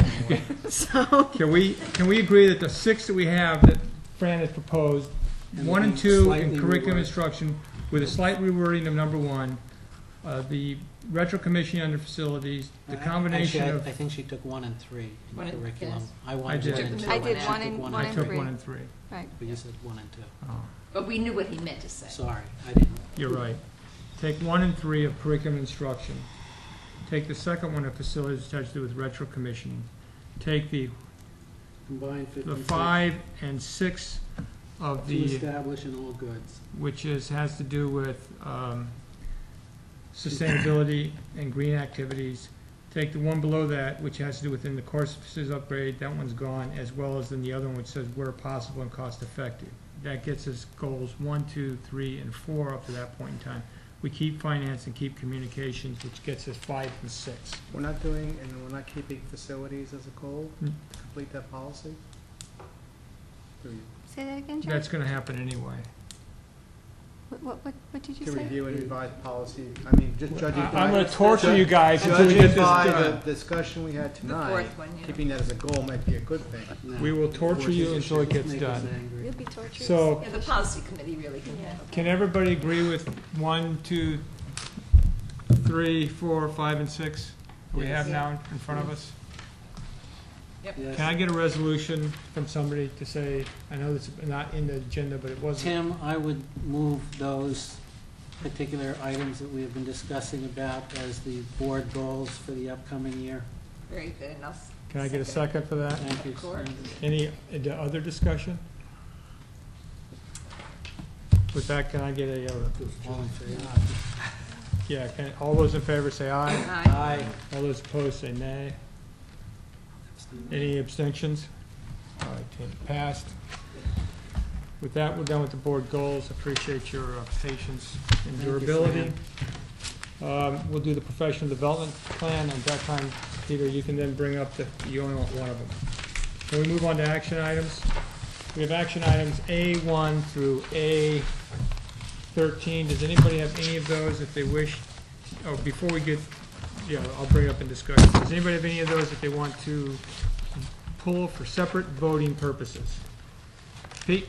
Unless we get a job description to attach. Wait, this is a comment. Which one do you want pulled? All right, A3. A3? All of, okay, you want to pull A3. Okay. Any others that'll be pulled? Anybody else have any others that they want to pull? With that, can I get a motion on A1, A2, and then A4 through A13? Second. It's been moved and seconded. Any discussion on the motions, on the resolutions that have been moved and seconded? Did these include the policies? Everything except for A3. Can I ask a question about policy 0147 1A? The board member travel expenses. Yes. Yes. Tim, with item 2 on the second page, receipts for approved expenses to be paid directly to vendors, does that mean under that policy going forward next year, if people go to the convention, a board purchase order can pay for the rooms and then, Only up to what the state approves as the reimbursable amount. but it no longer would have to Well, be what we did- first by board member and then reimbursed? Credit card. Well, Up to that limit. what we did this year was we were allowed to pay Okay, all right. up front. Withdraw the I don't see question that then. changing. Okay, my second question is on the next policy, the tax revenues. We're adopting this policy to request the municipal treasurer to transfer tax revenues. Is that a change from current policy practice at all? No, that's the same thing. That's just by Okay. law. I just don't think we had this on the books. Okay, but it's not, it would not result in a change in anything we're doing? No, that's no change. Okay, thank you, Paul. Okay, any other questions then on A1, A2, A4 through A13? Hearing none, can I get a roll call vote? Okay, Mr. Binder? Yes. Mr. Fallon? Yes. Mr. Falzarano? Yep. Mrs. Fechner? Yes. Mr. Horowitz? Yes. Ms. Mandel? Yes. Mr. Pepe? Yep. Mr. Sun? Left. Dr. Seeley? Attorney's comment. Yes. Okay, I'll move can I get a A3. motion on A3? So move. Can I get a second? Second. Okay, it's now open for discussion. I would like to Pete, know. you get the if first we're- chance here. We're voting on the evaluation of superintendent, why the job description is not attached when I asked for it 3 months ago, maybe 4 months ago, and was said it would be, and would be. How can you vote on a policy that does not have the job description Okay. attached? Do we have a job description? And it's This been is not asked a for. policy, it's regulation. I thought this was Regulation. policies. This is regulations. These are regulations. These are Well, regula- either way, I don't care what it is. Well, it's a first reading, or Second this is reading. a second reading. And I've asked for it for 4 months We approved it 4 months ago or more. to 6 be months ago. attached. It's not attached. So at some point in time, if it's not attached, You want the job description attached? yes. We'll send it to you. No, No, it's he got wants to it be part attached. of this. He wants it attached to the regulation. Or doesn't anybody We feel? we have a policy that is Approves the job a superintendent's job description. We approved months ago. Months ago. Has it been attached to the policy? That's It my is point. the policy. The job description is that there's a policy on the job description. Yeah, but All what this- is the job description? Would it Can I just- facilitate things if can we we just just- put this over to the 17th? and I'm going to suggest bring that. the You beat me to it. That's a good idea. We're going to take 1240 and simply Do move it it on off. the So 17th and attach I the have job. A3 now as revised. As the people that moved this and seconded, do you mind if we simply pull 1240 for the next meeting? Jerry Okay, doesn't. no, so we're gonna pull 1240 for the next meeting. So this motion has been revised. A3 now, It's just 3222. it's just two of them. Before we go any further, I do want to mention that because this is a second reading, things that are considered to be minor changes are included. 7410, I want to make sure you're aware there was a change to that, and it has to do with overtime assignments. Okay? So if you can look at it, you see it. It's all- I also would like to incorporate our goals on sustainability in this regulation. Maintenance, repair. Yes, yes. We can go back and look at that again, and we can approve it now and then. We can add that in. This is for second reading for this policy, okay? If we can approve it, and then Regulation. you can, Regulation. this is a It's regulation. a regulation. Can we And then add, you can, Not now. we're not prepared to do that tonight. well, then maybe we should pull it for next week Yeah, also? we just said It's sit gonna down. take that's what you longer just than said. I'm that. sorry. It's gonna take longer than that. Yeah, look at the policy too. Cross-reference it with the policy as well. Which one are you referring to? There's no reason not to approve this now, though, and add that No, we can pull it and do it next time. later on. You want to pull 7410? Yep. We'll do No, it next why? time, for second reading. What are you going to add Because she to it? wants to add, Laura But why suggested can't you that. approve it the Why way don't it we is approve it the way now? it So is? there's a policy that includes things like overtime and stuff like that. Well, it's actually the regulation, it operationalizes the policy. Yeah, either way, what Laura was suggesting Let's was, just go ahead and approve it now and then make the And change. then worry when we- about the change of All right. sustainability. all right, so we'll approve Then it we'll this have the way. overtime piece in place. Okay. All right. We're going to go ahead and leave it in. That's the preference. Is that the direction of everybody here? I know, Laura, you'd like to I'd pull like it. to pull it for next time, yeah. I don't hear a lot of other people arguing that way. We're going to leave it in, but I would suggest that we bring it back at a meeting the next time to For revision. revise it to include the additional components that have to do with the goal that we set up that has to do with sustainability. Because there may be other regulations that we have to look at also that have to do with that, okay? Yeah, the So we're policy. going to keep 7410 the way it is. We'll bring it back, and if you deal where we'll come back, because we will be building into that some of the, that way, Laura, we'll actually be able to take credit for having met one of our goals, too. We'll be adding things in. With that, any other discussion on A3? Remember, it does not have 1240 in there. And with that, can I get a roll call vote? Mr. Binder? Yes. Mr. Fallon? Yes. Mr. Falzarano? Yep. Mrs. Fechner? Yes. Mr. Horowitz? Yes. Ms. Mandel? Yes. Mr. Pepe?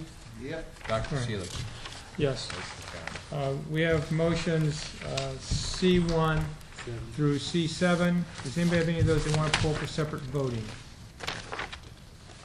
Hearing none? C2. C2, okay.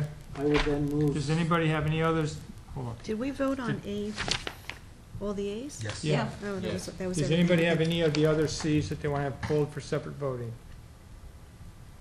Then I will Okay, move move it. C1, C3 through C7. Take a second.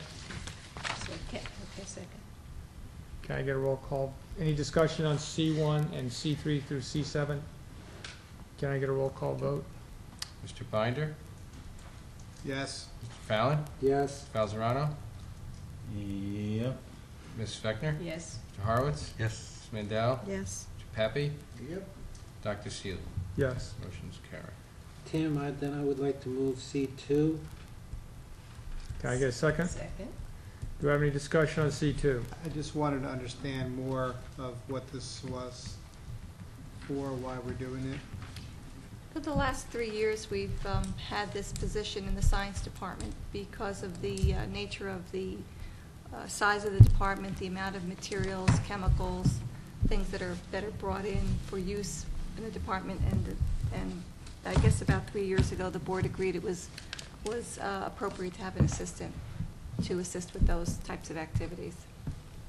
And was it part of the contract negotiations, though, that this No, it position wasn't. would? No. In hindsight, it should have been. In hindsight, it should have been. So what, is it covered by The sidebar. sidebar? Yes. And it continues to be that? Any other discussion on C2? As roll call, Yes. as roll call vote? Can I get a roll call vote? Mr. Binder? Yes. Mr. Fallon? Yes. Mr. Falzarano? Yep. Ms. Fechner? Yes. Mr. Horowitz? Yes. Ms. Mandel? Yes. Pepe? Yep. Dr. Seeley?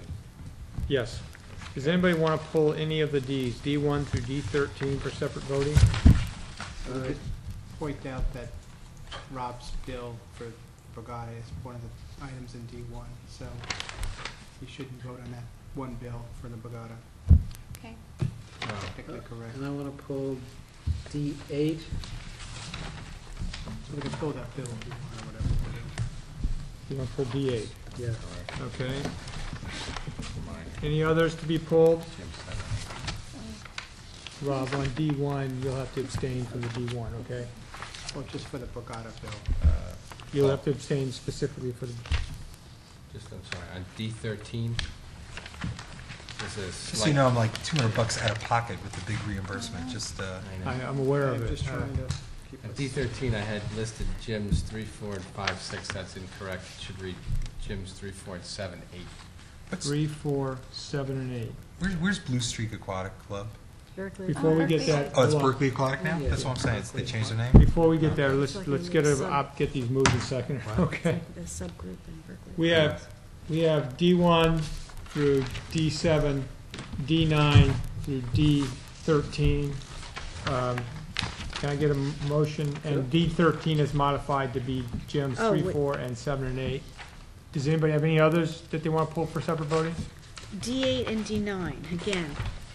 D8, D9. Yeah, D8's already pulled. You want to pull D9 also for Yes. separate voting? I want to have discussion. Well, we can have a discussion. You want to separately vote on it, though. Just pull it. I'll move It's done. D1 through We pulled it. D7, D10 through D13, with D13 as amended by Tim to indicate gyms 7 and 8 instead of 5, 6. Do I have a second on those? Second. Okay, any discussion on D1 through D7 or D10 through D13? Hearing no discussion, can I get a roll call vote? Okay, Mr. Binder? Yes. Mr. Fallon? Yes. Mr. Falzarano? Yep. Mrs. Fechner? Yes. Mr. Horowitz? My abstain, are we doing D1? Yeah. You're you can Abstain to verbal- that, yes on the others, how's that? Is that good? That's fine. That's why we do the minutes too, so it's. Okay, Mrs. Mandel? Yes. Pepe? Dr. Seeley? Yes. Motion carries. Can I get a motion, can we combine D8 and D9 and do them at the same time, or do you want to do them separately? Let's do them We can do it individually. together. Can I get a motion, pardon? Doesn't matter to me. Does it matter to you? I'll move D8 then. Can we move D8? Can I get a second on D8? Second. Discussion on D8. What is this Okay. about? I'm sorry, go ahead. No, I wanted to ask if we can also tie D8 and D9 with our sustainability plans. Yeah, that's what it's really about. Well, D8 Exactly. essentially is Yes. that. Yes, it Yeah. is. It is. What It's is a- it's what an is off- D8? That's my question. It's an offer by the State Board of Public Utilities. Essentially what the program allows for is you can have an energy audit done for the school. They will pay, the Board of Public Utilities will pay 75% of that cost. I don't know what the cost is yet, I gotta find that out. But in order to even to find all that stuff out, you gotta submit the application. They will pay 75% of that application fee, or that is the energy audit, thank you. And if you implement their suggestions, they'll later pay you the 25%. Will once you get those numbers, would you bring that back to the board? Absolutely. I would not go forward with anything. And you have to use one of their 5 agencies that are recommended, correct? That's correct. They have 5 agencies that they've done their work on to get them on board. Sort of another version of pay to play. I hadn't thought of it that way. Of course it is. The county also has a program. It's a little different. It's a grant program. And it's also sustainability. It's the same thing. They come in, they do an energy audit, but theirs is a little more extensive. Well, first of all, it's funded by tax dollars, local county tax dollars, as opposed to this is BPU dollars, which is part of all of our energy bills that we pay. Secondly, that's a grant as opposed to this is just a reimbursement. Didn't we do this in the mid-90s, Sandy? We did this in the mid-90s for the lighting. With the lighting, retrofitting all the lighting, and we changed all the lighting afterwards. Yeah, we did. We did this. This is similar to that, except it's a little more extensive. They get into heating. Yeah, this is energy, but we did it with the lighting. You're going to tell us to retrofit our boiler system. A lot of people did that when they took advantage of the retrofitting. Can you just spend a little more time on why you're recommending this as opposed to the county program? The county one is a grant, number one. And it is funded by county tax dollars. This one comes out of the BPU. It's part of the energy bill that we're paying. We pay every month, and all of us pay every month. So you're not really using tax dollars, number one. And number two, It's a reimbursement. There is a way to It's a reimburse reimbursement for rather than a 100% of the audit. yeah, you can get. The grant pays less than 100%? It's just a portion? It would be I based on don't really see the problem with the grant. Pays, no, unless you're the saying we can't grant, get it. I'm not sure what exactly they'll pay. You have to work extensively with the county to use So the you program. think this will be less red tape and less effort on your staff's part Yeah, to go this well, I think that's part of it, yes. Okay, and what are we committing ourselves to pay approving this? Nothing. You're just committing to sending in an application. Then he's going to come back, he promises. Yeah. Thank you, Tim. No, it may turn out that what I see and what I hear from them, I may not like, come back to all of you and say, well, you know, we got to look at the county because this program really is going to be worth it for us. But, Laura, did you have a comment on D9? D8 also? What? Yes, Oh. Laura, it wasn't you, Robin, sorry. Or D9? No, On D8. D8, we're only on D8, D8, so it's on the table right now.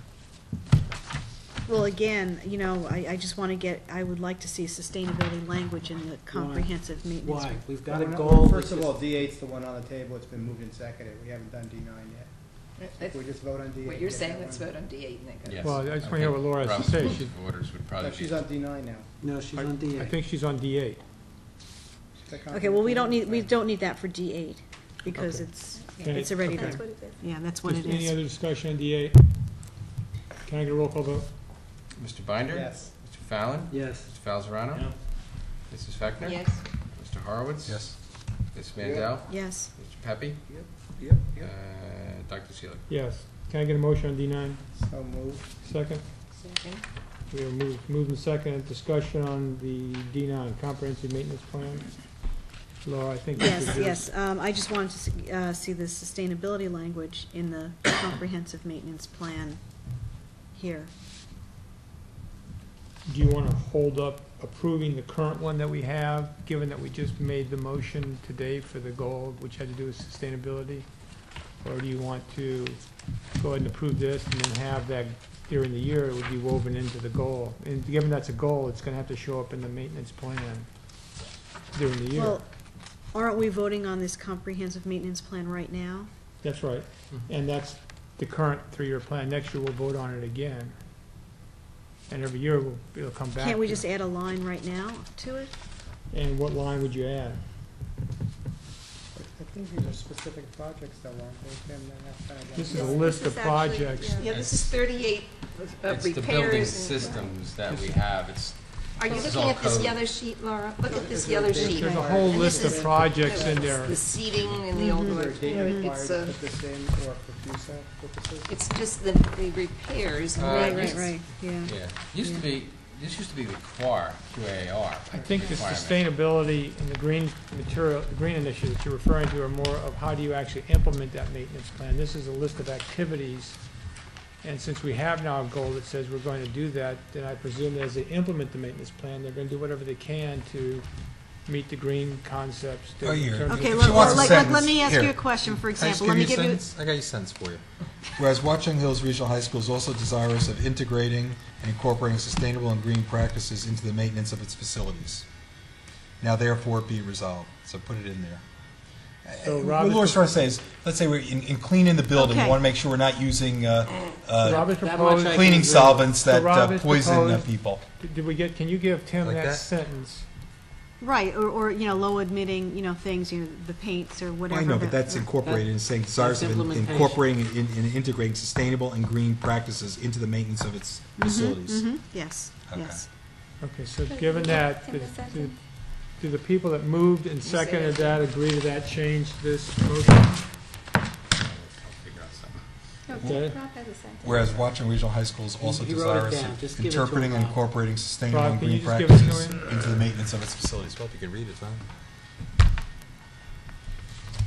So given A9 has been revised A9, D9, I'm sorry, I'm back on the A's already. I'm into the next meeting. D9 has been revised, as Rob is indicating, it's been agreed to by the people moving and seconding it. Any other discussion on D9? Can I get a roll call vote on D9? Binder? Yes. Mr. Bowen? Yes. Charles Arano? Yeah. Steckner? Yes. Horowitz? Yes. Mandel? Yes. Pepe? Yep. Dr. Seeley? Yes. Motion carries. Okay. I do not believe there is a need for executive session tonight. I'm sure you're all relieved to hear that.